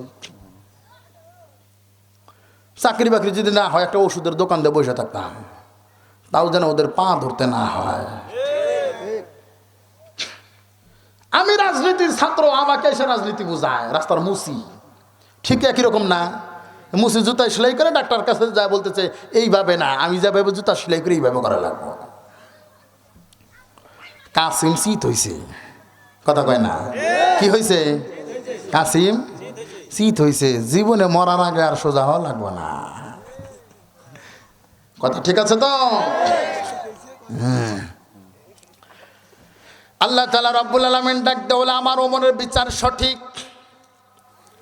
3টা কন্ডিশন দিলাম, এই কন্ডিশন যারা মানবে না, ওরা দেখতে যেরকমই হোক না কেন, যতই কালেমা পড়ুক না কেন, ওদেরকে মুমিন মুসলমান বলা যাবে না, কথা বলে না? আল্লাহ তাআলা রব্বুল আলামিন বলেন, আমিনান নাসি মাইয়াকুলু আমান্না বিল্লাহি ওয়া বিল ইয়াউমিল আখির। ও আমার হাবিব, আমার দোস্ত, আমার বন্ধু, এমন কিছু মানুষ রয়েছে যারা নিজেদেরকে ইমানদার বলে ঘোষণা করবে, যারা নিজেদেরকে ইমানদার বলে ঘোষণা করবে। আল্লাহ তাআলা রব্বুল আলামিন বলেন, ওমা হুম বিমুমিনিন, খবরদার খবরদার তাদেরকে মুমিন বলবা না, ওরা মুমিন না। আমরা বললাম তাহলে তারা কারা? আল্লাহ বলতেছেন, ইউখাদিউন আল্লাহ, ওরা হলো প্রতারক, ওরা হলো বেঈমান। ইউখাদিউন আল্লাহ ওয়া রাসূলা, ইউখাদিউন আল্লাহ ওয়াল্লাযিনা আমানু, আল্লাহর সাথে এবং মুমিন বান্দাদের সাথে তারা ধোঁকাবাজি করে, ওরা হলো বাটপার। ওরা কারা? বাটপার। কিন্তু ওরা মুখে বলে আমরা মুসলমান, ওরা মুখে বলে কি? আমরা মুসলমান। আল্লাহ বলতেছেন না না, ইউখাদিউন আল্লাহ ওয়াল্লাযিনা আমানু, ওরা আমি আল্লাহর সাথেও বাটপারি করে, তোমাদের সাথেও বাটপারি করে। করে নাই? কথা বলে না, করে নাই? ওয়াইদা লাকুল্লাযিনা আমানু, আমরা যখন তাদেরকে বলেছি তোমরা ঈমান আনো, তারা বলতেছে ক্বালু আমান্না, আমরা তো ঈমান এনেছি, আমরা তো মুমিন, আমরা তো মুসলমান। এই যে নামাজ পড়ি, এই যে মসজিদে যাই, এই যে মাহফিলে যাই, সভাপতি হই, প্রধান অতিথি না দিলে মাহফিলই করতে দেয় না, কথা কয় না? প্রধান অতিথি, সভাপতি, বিশেষ অতিথি সব ওরা আছে না? হয় নাই? তারা বলতেছে আমরা তো ইমানদার। ওরাই যখন আবার শয়তানের সাথে সাক্ষাৎ করে, শয়তান ডাক দেয়, বলে ব্যাপার কি, তোমরা তো আমার দলের লোক, আবার মাহফিলে গেলা কেন, মসজিদে গেলা কেন? ওয়াইদা খলাউ ইলা শায়াতিনহিম, তখন তারা বলে ক্বালু ইন্না মাআকুম, বাবা দাদা চিন্তা করবেন না, যতই মসজিদ মন্দিরে যাই না কেন, যতই মাহফিলে যাই না কেন, আমরা তোমাদের সাথেই আছি, কথা কয় না? ওরা এখানে আসে, দেখবেন আমাদের সমাজে কিছু লোক আছে তাফসীর মাহফিলেও আসে, আবার জুয়া খেলায়ও যায়, কথা কয় না? মাহফিলেরও আয়োজন করে, আবার তাসও খেলায়, আছে না নাই? আল্লাহ তাদের ব্যাপারে বলতেছে, ওয়াইদা লাকুল্লাযিনা আমানু ক্বালু আমান্না, যখন তাদেরকে বলা হয় তোমরা ঈমান আনো, ভালো হও, তারা বলে আমরা তো ভালো মানুষ, মাহফিল করি, কথা কয় না? আমরা নামাজ পড়ি, আমরা মসজিদ বানাই, মসজিদের কমিটিতে আমার নাম আছে, মাহফিলের কমিটিতে আমার নাম আছে, আমি সভাপতি না হলে মাহফিলই হয় না। আবার ওই লোকটাই শয়তানের সকল কাজগুলোর কন্ট্রাক্টরই নেয়, আছে না? এলাকায় যাত্রা গান করেছে কারা? হিন্দুরা, কথা কয় না? বৌদ্ধরা, খ্রিস্টানরা, ভারতের দাদারা, কারা করেছে? এ আমাদের মতোই যারা মুসলমান তারা করেছে। গানের আয়োজন করেছে কারা? আমাদের মতোই। মাহফিলে করে, আবার তাসও খেলে, জুয়াও খেলে, কথা কয় না? আছে না? ওয়াইদা খলাউ ইলা শায়াতিনহিম, যখন তারা শয়তানের সাথে সাক্ষাৎ করে বলে ইন্না মাআকুম, আপনি চিন্তা করবেন না, আমরা আসলেই শয়তান। আমি বলি না, কোরআন বলতেছে। শয়তানকে বলে আপনি চিন্তা করেন না, মানুষকে দেখানোর জন্য ওগুলো করা লাগে, নাহলে তো মানুষ আমার ভালো বলবে না, সাপোর্ট করবে না, আমরা আসলেই বড় শয়তান। ঠিক তেমনি এই দেশে যখন ছিল, এদেশের মানুষের প্রতি কত প্রেম ভালোবাসা ছিল, এখন ইন্ডিয়ার দাদার কাছে যায় বলতেছে আমরা আসলে ইন্ডিয়ান, এখন দেশ দখল করে নাও, কথা কয় না? গত 15টা বছর ইন্ডিয়া বাংলাদেশে কিছুই বলে নাই, এখন পুতুল পালায়া গেছে, ইন্ডিয়া বলে বাংলাদেশ দখল করব, কথা কয় না? হ্যাঁ, 15 বছর ওরা কিছুই বলে নাই, এখন এত পাওয়ার হলো কোত্থেকে? কে দিল? কি হুমকি দামকি? 15টা মিনিটের জন্য গেট খুলে দাও, বাংলাদেশ নাকি 15 মিনিটে দখল করব। আমরা বলছি আয় না, একবার তো আসছিলি বড়াই বাড়িতে, কি মাইট ডানা দিছিলাম, কথা বলে না, মনে নেই আপনাদের? হ্যাঁ, 2001 সালের কথা আমার মনে আছে, আপনারা ভুলে গেছেন। বলতেছে 15 মিনিটের জন্য গেট খুলে দাও, বাংলাদেশ দখল করব। একবার না আসছিলি, 3 দিনের মধ্যে সবগুলা মাইরা ইট আর সিমেন্টের বস্তায় বাইন্দা ব্রহ্মপুত্র দিয়ে বাসায় দিছি, একটা লাশও দিই নাই, কথা কয় না। আমি বলি ব্যাপার কি, এতদিন ওরা কিছু বলে নাই, এখন বলে কে? মনে পড়ছে ওই যে বুবু বলছিল আমরা ভারতকে যা দিয়েছি ভারত আজীবনেও বলতে পারবে না, কথা কয় না, বলে নাই? তার মানে 15 বছর দিছি ভালো ছিলাম, এখন দেওয়া বন্ধ করছি, এখন আর ভালো না, ঠিক না? এখন দেশ দখল করতে চায়। চিন্তা করলাম ব্যাপার কি, এই পাওয়ার তারে কে দিল? হিসাব মিলায় দেখেছি বাংলাদেশ থেকে যেই সমস্ত জাতীয় গাদ্দারগুলো পালায়া গেছে পাওয়ার তারাই দিছে। কুড়াল চেনেন তো? কুড়াল দিয়ে বাঁশ কাটে না? কুড়াল দিয়ে বাঁশ কাটতে গেছে, বাঁশ কুড়ালকে বলতেছে ভাই তোর সাথে তো আমার কোনো দ্বন্দ্ব নাই, তুই এক জাত আমি আর এক জাত, তোর ধর্ম আলাদা আমার ধর্ম আলাদা, তোর সাথে আমার মামলা মোকদ্দমাও নাই, তুই কেন আমার কাটোস, কথা বলে না। কুড়াল বলতেছে ভাই আমার তো দোষ নাই। তো দোষ কার? আমার পেছনে তাকায় দেখ, আমার পেছনে যে আছে ওটা তোরই আপন ভাই বাঁশ, কথা বলে না। আচ্ছা, কুড়ালের পেছনে যে বাঁশ না থাকে, কুড়াল যত শক্তিশালী হোক না কেন বাঁশের গায়ে আঘাত করতে পারে, কথা বলেন? তাহলে বাঁশকে কাটার জন্য কুড়ালের পেছনে যে আছে সেকে, কথা বলেন, সেকে। ঠিক তেমনই 15টা বছর ভারত কথা বলে নাই, আজকে বাংলাদেশ দখল করতে চায়, বোঝা যায় তাদের পেছনে যারা আছে এই বাংলাদেশকে বাঁশ দিয়ে গেছে যারা, ঠিক তারা, ঠিক নয় কি? আমি বলেছি আয় তোরা শুধু একবার বাংলাদেশে, কথা বলে না। বুকের পাটা থাকলে বাংলাদেশ দখল করতে হয়। ইন্ডিয়ার পছন্দের খাবার কি, এই যে পাকিস্তানের পছন্দের খাবার কি বলেন তো? গোশত আর রুটি, এগুলো ওরা খুব পছন্দ করে, ঠিক না? ইন্ডিয়ার পছন্দের খাবার গোশত আর রুটি। বাংলাদেশের মানুষের পছন্দের খাবার হলো গরুর গোশত। আপনি অনুষ্ঠান করেন, যত আয়োজনই করেন না কেন, গরু গোশত না হলে অনুষ্ঠান জমেই না, ঠিক না? ইন্ডিয়ার পছন্দের খাবার কি জানেন? গরু গোবর, জানেন না? ওরা গরু গোবর দিয়ে বিস্কুট বানায়, গরু গোবর দিয়ে দামি দামি কেক বানায়। আমরা খাই গরু কলিজা, ওরা খায় গরু গোবর। গরুর গোবর খাওয়া মানুষগুলা গরু কলিজা খাওয়া মানুষগুলোর ধমক দেয়। চিন্তা করা যায় তো, অবস্থাটা এমন না যে জঙ্গলের খরগোশ সিংহরে ধমক দেয়, কথা কয় না? হ্যাঁ, ওরা মনে করছে আমরা মানুষ হয়েছি 120 কোটি, আর বাংলাদেশে মানুষ হয়েছে মাত্র 16 কোটি। আরে পাগলা, 120 কোটি ভেড়ার পালের জন্য 16 কোটি রয়্যাল বেঙ্গল টাইগারই যথেষ্ট। তার প্রমাণ 2001 সালে আমরা দিছি, কথা কয় না? দেই নাই? ওটা মনে হয় মনে নাই। 2001 সালে যে পেদানি খায়া গেছে বড়াই বাড়িতে, ওটা মনে হয় মনেই নাই। এই জন্য মুসলমানেরা তরবারি দিয়ে যুদ্ধ জয় করে নাই, তীর ধনুক বন্দুক বোমা দিয়ে মিসাইল দিয়ে রকেট দিয়ে তারা যুদ্ধে জয় করে নাই।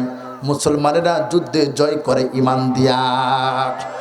এর জন্য ইমান আমাদের মজবুত করা দরকার আছে না নাই? ইমান আনতে হবে সাহাবীদের মতো। ইমান রাজি আছেন তো ইনশাআল্লাহ? আমিনু কামা আমানান নাস। আল্লাহ তাআলা রব্বুল আলামিন বলতেছে বান্দা ইমান আনো, আমার সাহাবীদের মতো ইমান আনো, ইমান আনো আমার নবীর সাহাবীদের মতো ইমান আনো। তারা যেইভাবে ইমান এনেছিল, কেন নবীর সাহাবীদের মতো ইমান আনতে পারবে যারা, দুনিয়ার জমিনেই জান্নাতের সার্টিফিকেট পাবে তারা। সুবহানাল্লাহ। আমার নবীর সাহাবীরা, দুনিয়ার মানুষ বাঁচার জন্য পাগল, বাঁচার জন্য পাগল, কিন্তু নবীর সাহাবীরা আল্লাহর রাস্তায় জীবন দেওয়ার জন্য পাগল। সুবহানাল্লাহ বলেন। তোরা তো বাঁচার জন্য পাগল, আমরা এমন জাতি যারা স্ত্রীকে বাসর ঘরে রেখে জিহাদের ময়দানে যুদ্ধ করতে আমরা বিন্দুমাত্র দ্বিধাবোধ করি না। আল্লাহু আকবার। আমার নবীর একজন প্রিয় সাহাবী, ইমানদারেরা কেমন তার একটা দৃষ্টান্ত দিচ্ছে। আল্লাহ বলতেছেন আমিনু কামা আমানান নাস, আমিনু কামা আমানান নাস। ঈমান আনো আমার নবীর সাহাবীদের মতো ঈমান আনো। নবীর সাহাবীর ঈমান কেমন একটা ছোট্ট দৃষ্টান্ত দেই। আমার নবী উহুদের ময়দানে গিয়ে হাজির, তুমুল বেগে যুদ্ধ চলতেছে। মুসলমানদের ছোট্ট একটা ভুলের কারণে মুসলমানদের একটু বিপর্যয় হলো। কাফের মুশরিকরা চতুর্দিক থেকে আমার নবীকে ঘিরে ধরল, এমনভাবে আঘাত করলো। আমার নবীর মাথায় একটা হেলমেট ছিল, হেলমেটটা ভেঙে হেলমেটের লোহার যে কড়া ছিল, দুইটা কড়া আমার নবীর মাথার ভিতরে ঢুকে গেছে। সমস্ত দেহটা চাঁদের চেয়েও সুন্দর, চেহারাটা রক্তে রঞ্জিত হয়ে গেছে, পুরা দেহটা রক্তে লাল হয়ে গেছে। যেই নবীর দেহে মশা মাছি বসা পর্যন্ত আমার আল্লাহ হারাম করেছিলেন, জন্ম থেকে শুরু করে ওফাত পর্যন্ত আমার নবীর দেহে একটা মশা মাছিও কোনোদিন বসে নাই। আল্লাহু আকবার। শুধু তাই না, এখনো যে রওজায় শুয়ে আছেন, সেই রওজার আশেপাশে মশা মাছি তো দূরের কথা, উপর দিয়ে একটা পাখিও উড়ে যায় না। আল্লাহু আকবার। এত দামি নবীর উম্মত আমরা, সেই নবীকে মেরে রক্তাক্ত করে দিল, সারা দেহ রক্তে রঞ্জিত হয়ে গেল। কাফের মুশরিকরা চতুর্দিকে ছড়িয়ে দিল, কুতিলা মুহাম্মদ, মুহাম্মদকে হত্যা করা হয়েছে, মুহাম্মদকে মেরে ফেলা হয়েছে। শয়তান মরদুদ দ্রুত গতিতে সংবাদটা চতুর্দিকে ছড়ায় দিল। সাহাবীরা হতভম্ব হয়ে গেল, হাত থেকে তীর ধনুক তরবারি পড়ে গেল। আফসোস করতে লাগলো, কার জন্য বেঁচে থাকবো রে, কার জন্য যুদ্ধ করব? আমার দেহে প্রাণ থাকতে আমার নবী বিদায় হয়ে গেল। এই চেহারা কেমনে মদিনাবাসীকে দেখাবো? যে যেখানে ছিল একেবারেই পাথরের মতো হয়ে বসে পড়ল। খবরটা ছড়াতে ছড়াতে মদিনা পর্যন্ত আসলো। আমার নবীর একজন সাহাবী, 22 কি 24 বছর বয়স, নাম তার হানজালা। তিনি ওই দিনে বিয়ে করেছেন, বিয়ের রাত বাসর রাত ছিল। হানজালা সারা রাত বাসর রাতে স্ত্রীর হক আদায় করেছে। সুবহে সাদিকের সময় ফরজ গোসল করবে, পানি হাতে নিয়েছে, পানির মগ লোটা হাতে নিয়েছে। এমন সময় কে যেন বলে যায়, রে এ মদিনাবাসী, কার জন্য বাঁচবা, কিসের জন্য বাঁচবা? আমার নবী নাই রে, আমার নবী নাই। হানজালার হাত থেকে পানির লোটা পড়ে গেল, তরবারি কোষমুক্ত করে হাতে নিলেন। বিবিকে ডাক দাও, বলে বিবি রে, কিসের ফরজ গোসল, কিসের জীবন? এই জীবন দিয়ে আমি আর কি করব? আমার নবী নাই রে। কি জবাব দেব আল্লাহর কাছে? আমার নবী উহুদের ময়দানে রক্তাক্ত হয়ে শহীদ হয়েছেন। আমি হানজালা বাসর ঘরে ছিলাম। আমার আল্লাহ যদি আমাকে জিজ্ঞাসা করে, কি জবাব আমি আল্লাহর কাছে দেব? আল্লাহু আকবার।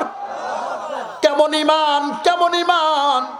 আমরা তো সেই হানজালার উত্তরসূরি, ঠিক কিনা? হানজালা তরবারি হাতে নিয়ে বিবিকে ডাক দাও, বলে বিবি রে, আর দেখা হবে না, বিদায় দিয়ে দাও, বিদায় দিয়ে দাও, জান্নাতে দেখা হবে। সুবহানাল্লাহ। তরবারি হাতে নিয়ে হানজালা দৌড়ে উহুদের ময়দানে চলে গেলেন।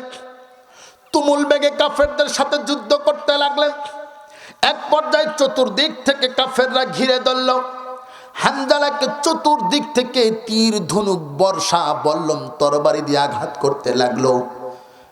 বাছাই করে দেখা গেছে, একটা না দুইটা না, হানজালার ছোট্ট দেহে কাফের মুশরিকরা 72টা আঘাত করেছে। আল্লাহু আকবার। চালনির মতো ঝাঁঝরা করে দিয়েছে। একটু কল্পনা করেন, সামান্য একটু আঘাত লাগলে, একটু কেটে গেলেই আপনি মা মা বলে চিৎকার করেন, দৌড়াদৌড়ি করেন। 72টা আঘাত যার লেগেছে, তার কেমন লেগেছে? 70 জন সাহাবী শহীদ হয়েছিল।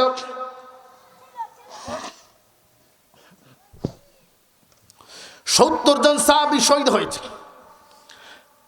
যারা শহীদ হয় তাদেরকে কিন্তু গোসল করানো হয় না।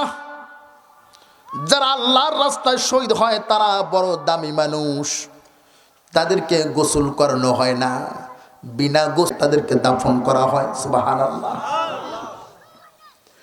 যার হাত নাই, কিয়ামতের দিবসে এক হাত আর এক হাত ধরে রাখবে।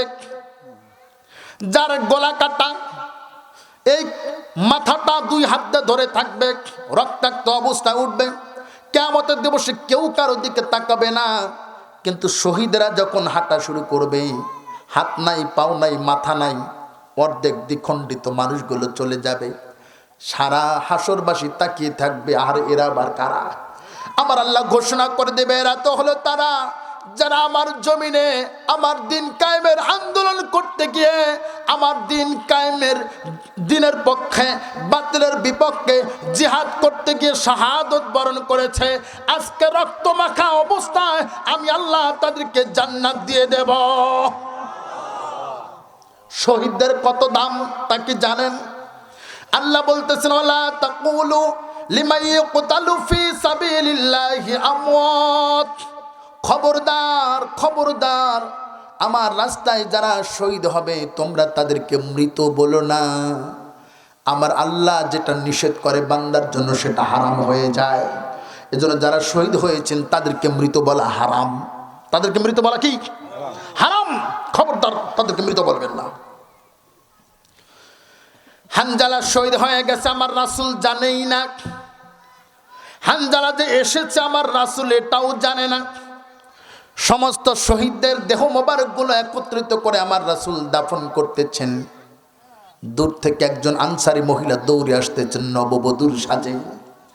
আল্লাহ রাসূল সাল্লাল্লাহু আলাইহি ওয়াসাল্লামের কাছে এসে ডাক দিয়ে বলেন, ইয়া রাসূলুল্লাহ, ইয়া হাবিবাল্লাহ, আমি জানি গো কোন শহীদের গোসল হয় না, বিনা গোসলে রক্তাক্ত অবস্থায় দাফন করা হয়। কিন্তু আমার স্বামী হানজালাকে বিনা গোসলে দাফন করবেন না। আমার স্বামী নাপাক, গত রাত আমার বাসর রাত ছিল। আপনার শাহাদতের কথা শুনে তরবারি হাতে নিয়ে আমার স্বামী পাগলের ন্যায় ছুটে এসেছে। আমার স্বামী শহীদ হয়ে গেছে আমার বিশ্বাস। যেহেতু শহীদ বিনা হিসাবে জান্নাতি, অতএব জান্নাতি মানুষকে তো নাপাক অবস্থায় দাফন করা যায় না, ঠিক কিনা? আনসারী মহিলা বলে, ইয়া রাসূলুল্লাহ, ইয়া হাবিবাল্লাহ, আমার স্বামী নাপাক, গোসল না করায়া দাফন করবেন না। আল্লাহ রাসূল সাল্লাল্লাহু আলাইহি ওয়াসাল্লাম সমস্ত সাহাবীদেরকে বললেন, খুঁজে দেখো আমার হানজালা কোথায়। চতুর্দিকে হানজালাকে খোঁজা হচ্ছে। উহুদের ময়দান চিরুনি তল্লাশি করা হলো, কোথাও হানজালাকে পাওয়া যায় না, কোথাও হানজালা নাই। সাহাবায়ে কেরাম হতবাক, আমার রাসূল হতবাক, কোথায় গেল হানজালা? হযরত আলী রাদিয়াল্লাহু তাআলা দাঁড়িয়ে আছেন। হঠাৎ করে আলী রাদিয়াল্লাহু তাআলার ডান কাঁধে 2 ফোঁটা পানি পড়লো। সুবহানাল্লাহ বলেন। আমার রাসূল আগেই সাহাবীদেরকে বলেছিলেন, পানির ব্যবস্থা করো, ফরজ গোসল দেওয়া হবে। আল্লাহু আকবার বলেন। আমরা তো সেই জাতি, কথা বলে না, আমরা তো সেই জাতি, পরিচয় ভুলে গেলে চলবে না। স্ত্রীকে বাসর ঘরে রেখে জিহাদের ময়দানে যারা যেতে পারে আমরা সেই জাতি। অতএব আমাদেরকে ভয় দেখাবা না, তাহলে বিপদ আছে, ঠিক নয় কি? হযরত আলী রাদিয়াল্লাহু তাআলা দাঁড়িয়ে আছে, ডান কাঁধে 2 ফোঁটা পানি পড়ল। হযরত আলী চিন্তা করলেন, ব্যাপার কি, এখন তো মেঘ বৃষ্টি নাই, পানি কোত্থেকে পড়ে? একটু উপর দিকে তাকায় দেখি যে হানজালাকে পুরা উহুদের ময়দান তন্ন তন্ন করে খোঁজা হলো, ওই হানজালা জমিনে না, হানজালার দেহ মোবারক আসমানে। আরেকটু জোরে বলা যাবে না? হযরত আলী রাদিয়াল্লাহু তাআলা আল্লাহর রাসূলকে ডাক দিয়ে বলে, ইয়া রাসূলুল্লাহ, ইয়া রাসূলুল্লাহ, ইয়া হাবিবাল্লাহ, আসমানের দিকে তাকায়া দেখেন ওই যে হানজালার দেহ দেখা যায়। আল্লাহ রাসূল তাকায়া দেখে হানজালার দেহ আসমানে। তখনও মাথা থেকে টপ টপ টপ টপ করে পানি পড়তেছে। সুবহানাল্লাহ। আমার রাসূল সাহাবীদেরকে ডাক দিয়ে বলেন, সাহাবীরা তোরা থাম, আর পানির দরকার নাই, আর পানির দরকার নাই। আমার হানজালাকে আমার আল্লাহ এত বেশি পছন্দ করেছেন, এত বেশি ভালোবেসেছেন, এত বেশি মহব্বত করেছেন, দুনিয়ার পানি দিয়া না, হাউজে কাউসারের পানি দিয়া আমার হানজালাকে জান্নাতের ফেরেশতারা ফরজ গোসল করায়া দিয়েছে। দুনিয়ায় একজনের ফরজ গোসল আর একজনে করায় না, করায় নাকি? একজনের ফরজ গোসল আর একজনে করায় না। আর আমার হানজালার ফরজ গোসল জান্নাতের ফেরেশতারা দুনিয়ার পানি দিয়া নয়, হাউজে কাউসারের পানি দিয়া করায়া দিয়েছে। অতএব হানজালার ভূমিকা আমাদের নাজিল হওয়া দরকার আছে না নাই? আপনি যদি হানজালার মতো ঈমান আনতে পারেন, হানজালার মতো যদি আমার রাসূলকে মহব্বত করতে পারেন, আল্লাহর জমিনে আল্লাহর দ্বীন কায়েমের আন্দোলনে যদি অংশগ্রহণ করতে পারেন, আমার আল্লাহ হানজালাকে যেই মর্যাদা দিয়েছে ওই মর্যাদা আপনাকেও দেবে। ঠিক কি না? রাজি আছেন তো ইনশাআল্লাহ? কে কে রাজি আছেন? লিল্লাহি তাকবীর। আল্লাহ কবুল করুন বলি আমিন। কষ্ট হচ্ছে আপনাদের? আল্লাহ তাআলা রব্বুল আলামিন বলতেছেন দুইটা কাজ করা লাগবে আমার জান্নাতে আসতে হলে। কয়টা? এক নাম্বার হলো ঈমান আনতে হবে।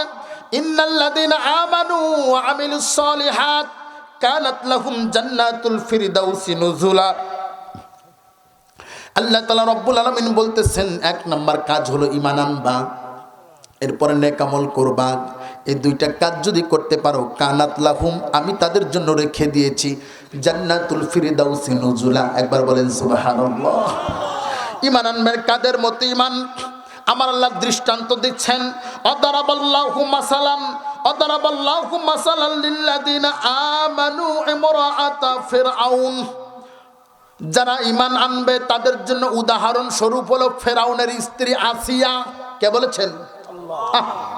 একজন মহিলার কথা, ফেরাউনের স্ত্রীর কথা আমার আল্লাহ সরাসরি বললেন, যারা ঈমান তাদেরকে ফেরাউনের বিবির কথা বলে দাও, এই দৃষ্টান্ত দিয়ে দাও। ফেরাউন একজন খোদাদ্রোহী ছিল, কত বড় জালেম ছিল, নিজেকে খোদা দাবি করেছে। শুধু তাই না, সে বলেছে আনা রব্বুকুমুল আ'লা, আমি বড় রব। নাউজুবিল্লাহ বলেন। কত বড় স্বৈর শাসক ছিল, আল্লাহর বিরুদ্ধে গিয়ে নিজেকে খোদা দাবি করেছে। আমার আল্লাহ সেই খোদার স্ত্রীকেই কালেমা পড়ায়া মুসলমান বানিয়ে দিয়েছেন। সুবহানাল্লাহ। ফেরাউনের ঘরে একজন দাসী ছিল, ওই মহিলাটাও কালেমা পড়ে মুসলমান হয়েছে। সুবহানাল্লাহ।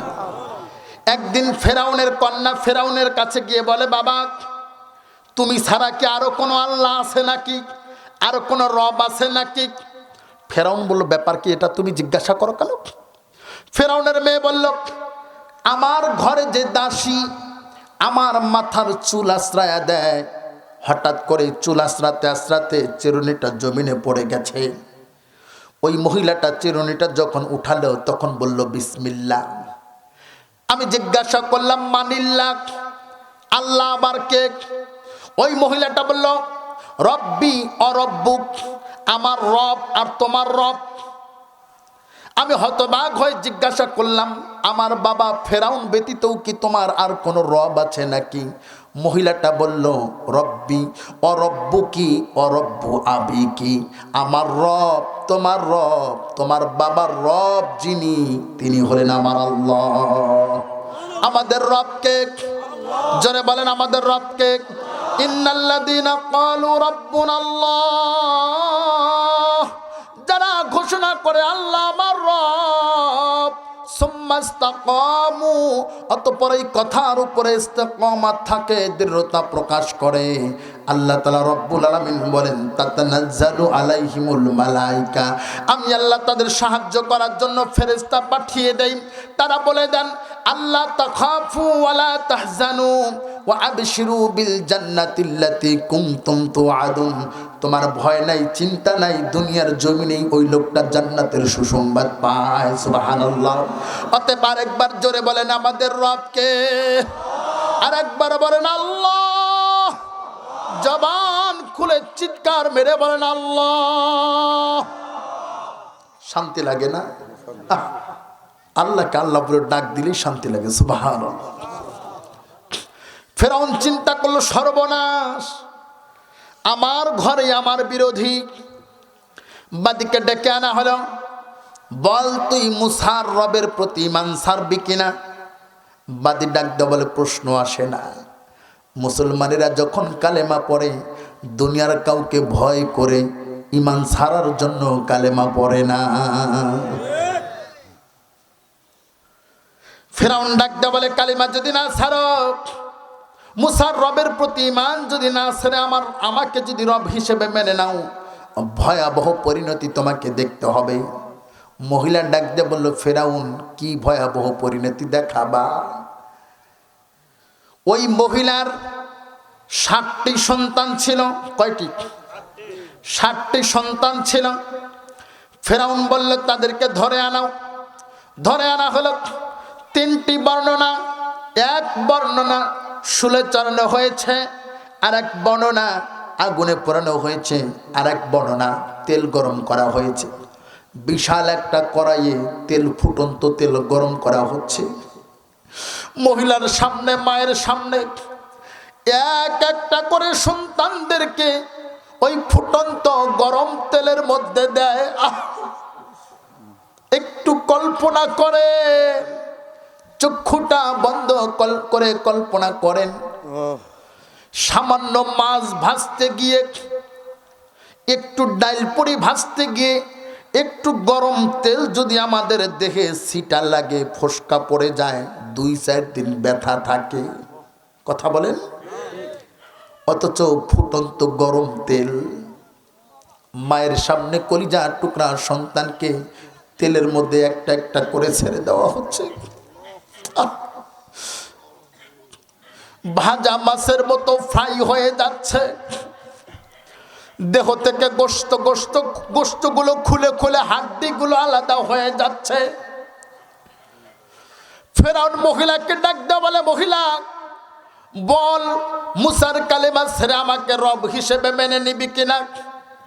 মহিলা ডাক দেওয়া বলে, আমার সব সন্তানকেও যদি মেরে ফেলো কোনো আপত্তি নাই, কিন্তু মুসার কালেমা ছাড়ব না। সুবহানাল্লাহ। একটু কল্পনা করেন তো দেখি, মায়ের সামনে সন্তানকে সামান্য আঘাত যদি করা যায়, মা কি সহ্য করতে পারে? আহারে মা সন্তানকে কত কষ্ট করে গর্ভে ধারণ করেছে। 1 দিন না 2 দিন না, দীর্ঘ 10টা মাস তিনি গর্ভে ধরেছেন। কত লাথি মায়ের পেটে মেরেছি। বর্তমান চিকিৎসা বিজ্ঞানীরা বলে, যেই সন্তান সবচাইতে কম নড়াচড়া করে, ওই সন্তানটা মায়ের 4000 বার কলিজায় লাথি মারে। 4500 বার লাথি। অত্যন্ত সেন্সিটিভ একটি জায়গা কলিজা। কলিজার মধ্যে আঘাত লাগলে কিন্তু মানুষ সহ্য করতে পারে না। ওনার পিঠে যদি কয়েকটা বাড়িও দেই কিছুই হবে না, একটু ব্যথা পাবে, কিন্তু বুকে জায়গা মতো যদি একটা টোকা দেই, আল্লাহ বলে ডাক দেওয়ার সময়ও পাবে না। কথা বলে ঠিক না? আমরা মায়ের গর্ভে থেকেছি, 4500 বার আমরা লাথি মেরেছি। সন্তান যখন ভূমিষ্ঠ হয়, যেহেতু আমি পল্লী চিকিৎসক, আমার একটু আইডিয়া আছে, ভূমিষ্ঠ হওয়ার আগে যারা আলট্রাসোনোগ্রাম করেছেন, প্রেগনেন্সি প্রোফাইল যখন করা হয়, দেখবেন মাথা থাকে নিচের দিকে, পা 2টা থাকে উপর দিকে। এইটা হলো সবচাইতে বেটার পজিশন, ভালো পজিশন। এই পজিশনে থাকলে ডেলিভারিতে কোনো সমস্যা হয় না। সন্তান পা 2টো গোটায় এমন জোরে লাথি মারে, যেই থলির ভিতরে সন্তান থাকে ওই থলিটা পানি দিয়ে পরিপূর্ণ থাকে। এমন জোরে লাথি দেয়, 1 লাথিতে থলিটা ফেটে যায়। সমস্ত পানিগুলো প্রসবের রাস্তা দিয়ে বের হয়ে যায়, পিচ্ছিল পানি। মায়ের দেখে 1 ফোঁটা পানি আর থাকে না। মা আমার ছটফট ছটফট করতে থাকে, পানি দাও পানি দাও বলে চিৎকার করে। কেউ 1 ফোঁটা পানিও দেয় না। ডাক্তার, নার্স, মহিলা দায়ী যারা আছে 1 ফোঁটা পানিও দেয় না। চিন্তা করেন, একদিকে ডিম্ব ফুটা হয়ে গেছে, পানি নাই, অপর দিকে 1 ফোঁটা পানিও দেয় না। কষ্ট কারে বলে? মা আমার চিৎকার করে কাঁদতে পারে না, লজ্জা পায়, বাইরে মানুষ যদি শুনতে পায়। এজন্য মা জিহ্বার মধ্যে কামড় দিয়া 2 চক্ষু দিয়ে দর দর দর দর করে পানি ছেড়ে দেয়। সন্তান আবার পাটা গোটাইয়া এমন জোরে লাথি মারে, মায়ের জরায়ুর 7টা পর্দায় এক লাথিতে ফেটে যায়। একটা তাজা গরু জবাই করলে যেমন রক্ত বের হয়, জমিনটা রঞ্জিত হয়ে যায়, রক্তে লাল হয়ে যায়। সন্তানের লাথিতে মায়ের জরায়ুর পর্দা যখন ফেটে যায়, তাজা গরু জবাই করা রক্তের মতো রক্ত বের হয়। কেমনে আপনাদেরকে বুঝাই, জমিনটা রক্তে লাল হয়ে যায়। 2-4 ফোঁটা না, 2-4 গ্লাস না, বর্তমান চিকিৎসা বিজ্ঞানীরা বলে প্রায় 2.5 লিটার রক্ত বের হয়। সন্তানের দেহ থেকে 1 ফোঁটা রক্ত বের হলে মা আমার সহ্য করে না। আপনার হাত যদি একটু কেটে যায়, 1 ফোঁটা রক্ত বের হয়েছে, মা যদি দূর থেকে দেখতে পারে রক্ত বের হয়েছে, দৌড়ে এসে আঙ্গুলটা মুখে নিয়ে চুষতে থাকে যেন রক্ত আর বের না হয়। সেই মা 2.5 লিটার রক্ত বের করে দিয়েছে। আল্লাহু আকবার বলেন। আমার আল্লাহ বলেন ওয়াহনান আলা ওয়াহনিন, ওয়াহনান আলা ওয়াহনিন, কষ্টের পর কষ্ট সহ্য যিনি করেছেন তিনি কে? আমার মা। আমার মা, আমার মা কোনদিন দাবি করে নাই। আল্লাহু আকবার। 2.5 লিটার রক্ত দেহ থেকে বের হয়ে গেছে। বলেন ওই মানুষটার শরীরে কারো রক্ত থাকে? আবার যখন পাটা গোটায় লাথি দেয়, ওই লাথিটা সরাসরি মায়ের কলিজায় লাগে।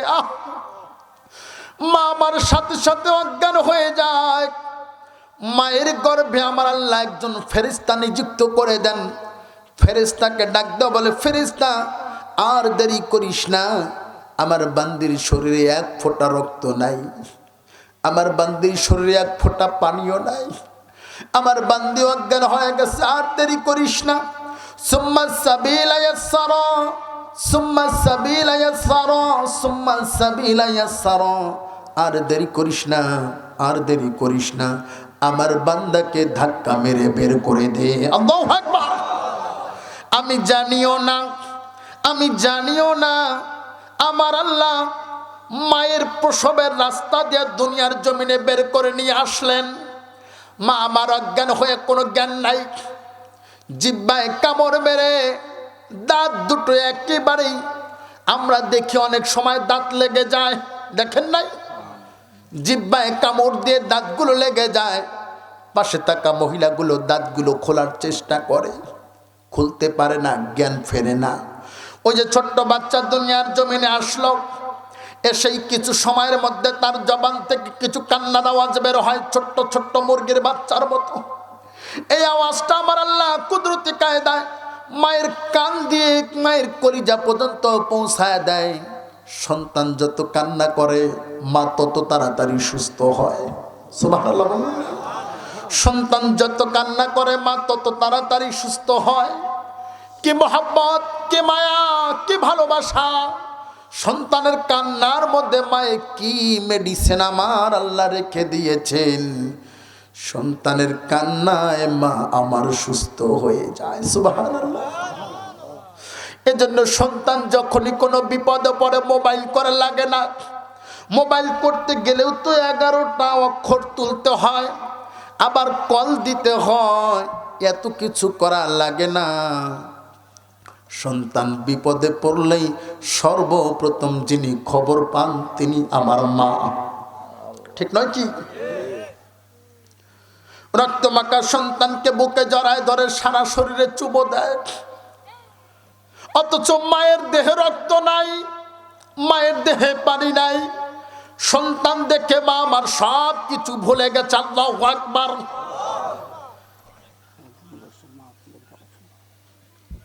সন্তানকে দেখে মা আমার সব কিছু ভুলে গেছে। একটু কল্পনা করেন, সন্তানের চেহারা দেখে মা যদি সব কিছু ভুলে যায়। আমার আল্লাহ তো রব, আমার আল্লাহ তো মালিক, আমার আল্লাহ তো খালিক, আমার আল্লাহ রিজিক দাতা, আমার আল্লাহ পালন কর্তা। সারা জীবন অন্যায় করেছেন, সারা জীবন জুলুম করেছেন, গুনাহ করেছেন, আল্লাহর বিরোধিতা করেছেন, আলেম ওলামার বিরোধিতা করেছেন, কোরআনের বিরোধিতা করেছেন। তৌবা করে ফিরে আসুন। মা যদি সন্তানের সব কিছু ভুলে যেতে পারে, আমার আল্লাহ কি পারে না? কথা বলেন, পারেন কি না? এজন্য আপনাদেরকে আমরা গালি দেই না, আপনাদের দূরে ঠেলে দেই না। আপনারা তৌবা করে ফিরে আসেন, আমরা আপনাদেরকে বুকে জড়ায়া ধরে আল্লাহর জান্নাত চেয়ে নেব। ঠিক কিনা? ওরা তো আমাদেরই ভাই, আমাদেরই ভাতিজা, আমাদেরই মামা, আমাদেরই খালু, আমাদেরই আত্মীয় স্বজন। ঠিক কিনা? আমরা চাই আমরা জান্নাতে যাব, কেন তোমাদের সাথে নিয়ে যাব। এজন্য যে অন্যায়গুলো করেছো তওবা করা দরকার আছে না নাই? সন্তান দুনিয়ার জমিনে আসলো, মা কত মহব্বত করে একটু লক্ষ্য করেন। 2টা বছর মায়ের বুকের দুধ চুষে চুষে পান করেছি, কোনোদিন মা আমার বাধা দেয় নাই। মাকে চেনার জন্য মানুষের কাছে যাওয়া লাগবে না। আপনার বাড়িতে থাকা জন্তু জানোয়ারগুলোর দিকে তাকান, তাহলেই বুঝতে পারবেন মা তাকে বলে। ঠিক না? আপনার বাড়ি পোষা মুরগি 8-10টা বাচ্চা নিয়ে ঘরে, মা নিজে খায় না, বাচ্চাদেরকে খাওয়ায়। ঠিক না?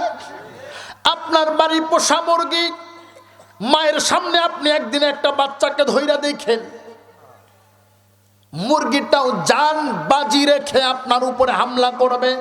ঠিক না? এটা হলো মা। আমার জীবনের দেখা একটা বাস্তব ঘটনা, আপনারাও দেখেছেন কিন্তু কোনোদিন তো কল্পনা করেন নাই। আজকে একটু কল্পনা করেন। আমি নিজের চোখে দেখেছি একটা ছাগলের 4-5টা করে বাচ্চা হয়। ঠিক না? দুধের বান কয়টা? 2টা। 4-5টা করে বাচ্চা হয়। বাচ্চাগুলো হুমড়ি খেয়ে দুধ পান করে। দুধ খায় তো খায়, মা আমার ছাগলের ছাগল, মা ছাগলটা আরামে দাঁড়ায়া থাকে। বাচ্চাগুলো কি শুধু দুধ খায় নাকি মাঝে মধ্যে গুতা দেয়? এত জোরে গুতা দেয়, কোমরটা উঁচু হয়ে যায়, এক জায়গা থেকে অন্য জায়গায় যায়, কোনো সময় ছাগল পরেও যায়। কথা বলে না? আমি নিজের চোখে দেখেছি, আপনারাও দেখেছেন, কোনোদিন তো কল্পনা করেন। আজকে একটু কল্পনা করেন। ওই দৃশ্যটা দেখে আমার চোখ দিয়ে পানি পড়েছে। আহারে, ছাগলের বাচ্চাগুলো দুধ খায়, গুতা দেয়, ফালায়া দেয়, কোমর উঁচু হয়ে যায়। কোনোদিন ছাগলটাকে দেখলাম না বাচ্চাদেরকে গুতা মাইরা সরাইয়া দিছে। দেয়? ছাগল তো রাগ করে সরাইয়াও দিতে পারতো, দুষ্ট বাচ্চারা। খাবি খাব আর গুতা মারুস কেন? ওই ছাগলের অন্তরে কে এত মায়া লাগায়া দিল, কে এত মহব্বত দিল, বাচ্চার প্রতি এত ভালোবাসা কে দিয়েছে? জোরে বলেন। এত গুতা দেয় বা ছাগল, তবুও বাচ্চাদেরকে কিছু বলে না, পরম যত্নে আদর করে বাচ্চাদেরকে দুধ পান করায়, পেট না ভরা পর্যন্ত। ঠিক না? আমি মনে মনে সেদিন চিন্তা করেছি, আহারে, অবলা প্রাণী ছোট্ট ছাগল, সে যদি তার বাচ্চাদেরকে এত আদর করে, এত মহব্বত করে, এত যত্ন করে যদি দুধ পান করায়, আমার মা তো আর ছাগল ছিল না। কোনোদিন তো কল্পনা করেন নাই ছাগল এত আদর করে দুধ পান করাইছে। আপনার মা তো আর ছাগল না। একটু কল্পনা করেন তো দেখি, আপনার মা আপনারে কত আদর কইরা দুধ পান করাইছে। আল্লাহু আকবার বলবেন না? আপনার মা কত ভালোবেসে আপনাকে দুধ পান করিয়েছে। দুনিয়ার বুকে যদি জান্নাতের সুখ পেয়ে থাকো, ওই জান্নাতের সুখটা হইল মায়ের কোলে যেই 2টা বছর দুধ পান করেছো, ওই 2টা বছর। জান্নাতে কোনো জিনিস চাওয়া লাগে না, চাওয়ার আগেই হাজির। কথা বলে না? চাওয়ার আগেই হাজির, এটাই তো জান্নাতের সুখ। ঠিক না? ঠিক তেমনি আমি যখন আমার মায়ের কোলে ছিলাম, আমার চাওয়াও লাগে নাই, আমি চাইতেও পারি নাই, একটু কান্নার আওয়াজ দিয়েছি, মা আমার বুঝতে পেরেছে কলিজার টুকরা ক্ষুধার্ত। সুবহানাল্লাহ, সুবহানাল্লাহ, সুবহানাল্লাহ। কি দিয়ে বানাইছে এই দেহটা, মায়ের দেহটা আল্লাহ কি দিয়ে বানাইছে? আমি কেমনে বুঝাই, কেমনে বুঝাই, মাঝে মধ্যে অবাক হই। আমার মাকে আমি পাগলি বলে ডাকি, এখানে আমার আত্মীয় স্বজন অনেকে আছে, মাঝে মধ্যে পাগলি বলে ডাকি। হ্যাঁ, আমাকে বলে পাগলি কও কেন? আমি বলি তুমি তো পাগলি, পাগলি যদি না হবা আমার জন্য এতগুলো রক্ত ব্যয় করেছিলা। 2টা বছর বুকের দুধ আমি চুষে চুষে পান করেছি। মাকে কত কষ্ট দিয়েছি, কত জ্বালাতন করেছি। এমনও অনেক সন্তান আমাদের মাঝে আছে, ছোটখাটো ভুল হলে মায়ের গায়ে হাতও তোলে, আছে না? মায়ের গায়ে হাতও তোলে। আমার কাছে বিচার দিয়েছে, মাকে মেরে রক্তাক্তও করে দিয়েছে। সেই সন্তানকে যখন মায়ের কাছে নিয়েছি, বড় নিয়াত করে গেছি পিটাবো, ঠিক মতো মারবো, কিন্তু আমার হাতের লাঠিটা দেখেই সন্তানের মাথা নত দেখে দৌড়ে এসে মা বলতেছে আমি সব ভুলে গেছি। সুবহানাল্লাহ, সব ভুলে গেছে। এ হলো মা। খবরদার, খবরদার, জান্নাত মক্কা মদিনায় নাই, জান্নাত চরমনাই সারসিনা কোন পীরের দরবারে নাই, জান্নাত টঙ্গীর ইস্তেমায় নাই। যার ঘরে মা আছে তার ঘরেই জান্নাত আছে। আল জান্নাতু তাহতা আকদামিল উম্মাহাত, আল জান্নাতু তাহতা আকদামিল উম্মাহাত। আমার রাসূল বলেন তোমার মায়ের পায়ের নিচেই তোমার জান্নাত। হাদিসটা বহু শুনেছেন, আমার আগের আলোচক এই কথাগুলো বলে গিয়েছে, তারপরেও এই জন্য বারবার বলি খবরদার এই জান্নাতের হেফাজত কর, নষ্ট করিস না। একবার একটু কল্পনা করেন, যেই পায়ের নিচে জান্নাত, ওইটা কি সাধারণ পাও? কথা বলে না, ওইটা কি সাধারণ পাও? কত দামি পাও, আল্লাহু আকবার। অথচ সেই পায়ের তুমি খেদমত করো না। তুমি যাও পীরের দরবারে,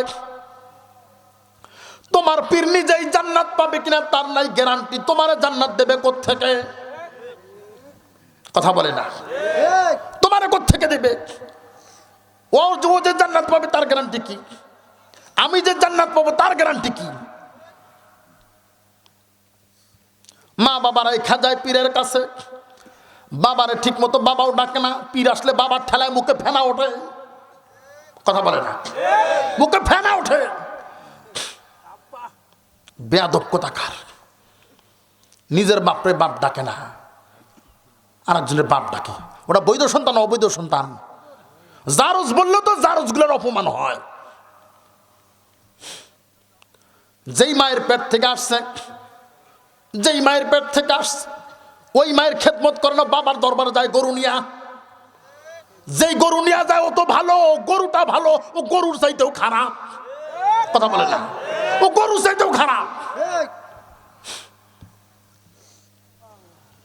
এই কথাগুলো বলি জন্যই অনেকে পছন্দ করে না, বিশ্বাস করেন পীরের দরবারে তো দূরের কথা, মক্কা মদিনাতেই জান্নাত নাই। তোমার জন্য জান্নাত তোমার মা, কে বলেছেন? মুহাম্মদ সাল্লাল্লাহু আলাইহি সাল্লাম। একটু কল্পনা করেন, যেই পায়ের নিচে জান্নাত, ওই পায়ের চাইতে দামি পাও কি দুনিয়াতে আরো একটাও আছে? কিসের পীর? কিসের পীর? তোর মায়ের জুতার যোগ্যতাও তোর পীরের নাই। তোর পীরের মতো 2, 4, 50 না, লাখ পীর যদি এক জায়গায় করস, তার চাইতে তোর মায়ের জুতা আমার আল্লাহর কাছে দামি। জুতা দামি, জুতা। পীর পীর করে কেমনে বুঝাই? রাসূল বলেছেন, রাসূলের কথা শোনে না, ও শোনে পীরের কথা। পীরও কিছু আবাল মুরিদ জোগাড় করে, যে আবালগুলা জান্নাতের আসে আমার কাছে গরু ছাগল নিয়ে আসবে, আবাল না গুলা খায় দেয় একজন, খায় দেয় চান মিয়া, মোটা হয় জব্বার। এরকম পাগল আমি জীবনেও দেখি নাই। আমার ক্ষুধা লাগছে, উনি খেলে কি আমার পেট ভরবো? নামাজ পড়া দরকার আমার, পিড়ে ফুললে কাম হইব?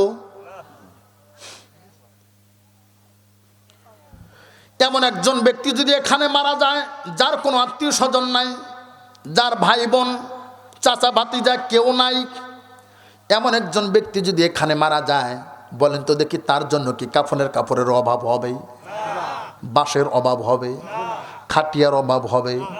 আমরা কি আদর করে তাকে মাটি দেব না? সব কিছুই তাকে দেব, কিন্তু যেই জিনিসটা কেউ দিতে পারবো না সেটা হলো আমল। ওটা দেবে কে? ওটা নিজের করা লাগবে। তুমি বাঁশের চিন্তা করো না, তোমার কাফনের কাপড়ের চিন্তা করো না। বাঁশ আর কাফনের জন্য ছেলে বাইবাতি যা লাগে না। রাস্তার ফকির কেউ যদি বলে একজন বেয়ারিশ লাশ মারা গেছে, পাওয়া গেছে, কাফনের কাপড় কিনবো, টাকা দেন, দেবে না।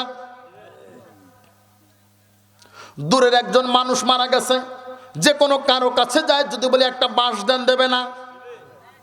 কিন্তু ওই লোকটার কবরে যে আমল লাগবে সেটাকে দেবে, ওটাকে আমরা দিতে পারবো না। এজন্য নিজের আমল নিজেকেই করতে হবে, পীর আর ক্ষীর দিয়া চলবে না। কবরটা তোমার, যদি পীর আর মুরিদ একসাথেও এক কবরে দেওয়া হয়, তবুও বিচার কিন্তু একসাথে হবে না। এক কবরে দিলেই কাজ হবে না, আর তো কবর দেখতেই আইসে না, কথা কয় না। ও তো কবর দেখতেই আইসে না। কত মুরিদ মরে গেল, ওর মরা মুরিদের দরকার নাই, ওর জেতা মুরিদের দরকার। মরা মুরিদকে আর গরু দিবার পারবো? যত মুরিদ মরছে, কত দিক কয়জন মুরিদের কবর ও জিয়ারত করার জন্য আসছে? একটা ওইসে নাই। কি জন্য জানেন? ও জানে ও তো মরছে, ওর যে কবরে কি খবর, কথা কয় না। ওর কবরের কাছে যাই আমি বিপদে পড়মু, ওর কাছে গেলে আমার লাভ নাই। যেটা পয়সা রয়েছে ওর কাছে যাই, বাউতাবাজি করে যদি গরু ছাগল কিছু আনা যায়। তাও পাগলগুলা বোঝে না, কি যে পড়াইছে আল্লাহ জানে। এত খোলাসা করে বলার পরেও যদি না বোঝে, তোর মাথায় সমস্যা না। ওর মাথায় মগজের পরিবর্তে আমার মনে গোবর আছে। এজন্য রাগ করবেন না, বিশ্বাস করেন, আপনাদের ছোট করে না বলবেন। কথাগুলো গায়ে লাগে, আমি বলি গায়ে না কলিজায় লাগুক, তবুও পরিবর্তন হয়। অনেকে বলে হুজুর নরম করে বলতে পারেন না, আমার মুসল্লিরা কয় হুজুর নরম করে কইতে পারেন না। আমি বলি রে পাগল, পাথর যত শক্ত হয় আঘাত তত জোরেই করা লাগে, কথা কয় না? পাথর যত শক্ত আঘাত তত আগে খেতে ইডা ভাঙবার জান নাই, ইডা মুগুর দিয়া সব ইডার উপরে কি একই আঘাত দেন নাকি জোরে কম বেশি হয় না? যেটা শক্ত এটা জোরে, যেটা নরম এটা আস্তে। আমাদের হৃদয়টা তো পাথর হয়ে গেছে, পাথরের চাইতেও শক্ত হয়ে গেছে। পাথরের মতো হৃদয়ে তেল মালিশ করা ওয়াজ করলে কাজ হবে না, কথা বলে না? তেল মালিশ করা ওয়াজ করলে কাজ হবো?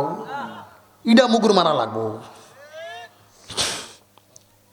এজন্য আমি বলি তোদের গায়ে কেন কলিজায় লাগুক, তবুও ভালো হ, কথা কয় না? তবুও ভালো হ। আল্লাহ রাসূল বলেন জান্নাত কোথায় খোঁজো তুমি? আল জান্নাতু তাহতা আকদামিল উম্মাহাত, তোমার মায়ের পায়ের নিচেই তোমার জান্নাত। হাদিসটা সারা জীবন শুনেছেন, কল্পনা তো করেন নাই। একটু কল্পনা করেন, যেই পায়ের নিচে জান্নাত, ওইটা কি সাধারণ পা? সারা দুনিয়ার পা এক জায়গায় করলে কি ওই পায়ের সমান হবে? কথা বলেন। যেই পায়ের নিচে জান্নাত, ওই বডিটা কি সাধারণ বডি? ওই হাতটা কি সাধারণ হাত? ওই জবানটা কি সাধারণ জবান? আল্লাহু আকবার। তুমি জানো না, তুমি জানো না তোমার মা কালা হতে পারে, তোমার মা বোচা হতে পারে, তোমার মা অন্ধ হতে পারে, কানে কম শুনতে পারে, তোমার মা বিছানায় প্রস্রাব পায়খানাও যদি করে, সেই মানুষটার পায়ের নিচেই যে তোমার জান্নাত, ওইটার পায়ের নিচেই জান্নাত। এজন্য জানি না কার বুঝি মা নাই, কার বুঝি বাবা নাই। আহারে আমরা চরাঞ্চলের মানুষগুলো বড় হতভাগা। যেই মায়ের গর্ভে জন্মগ্রহণ করেছি, 2টা বছর কত পরম যত্নে মা আমার দুধ পান করাইছে,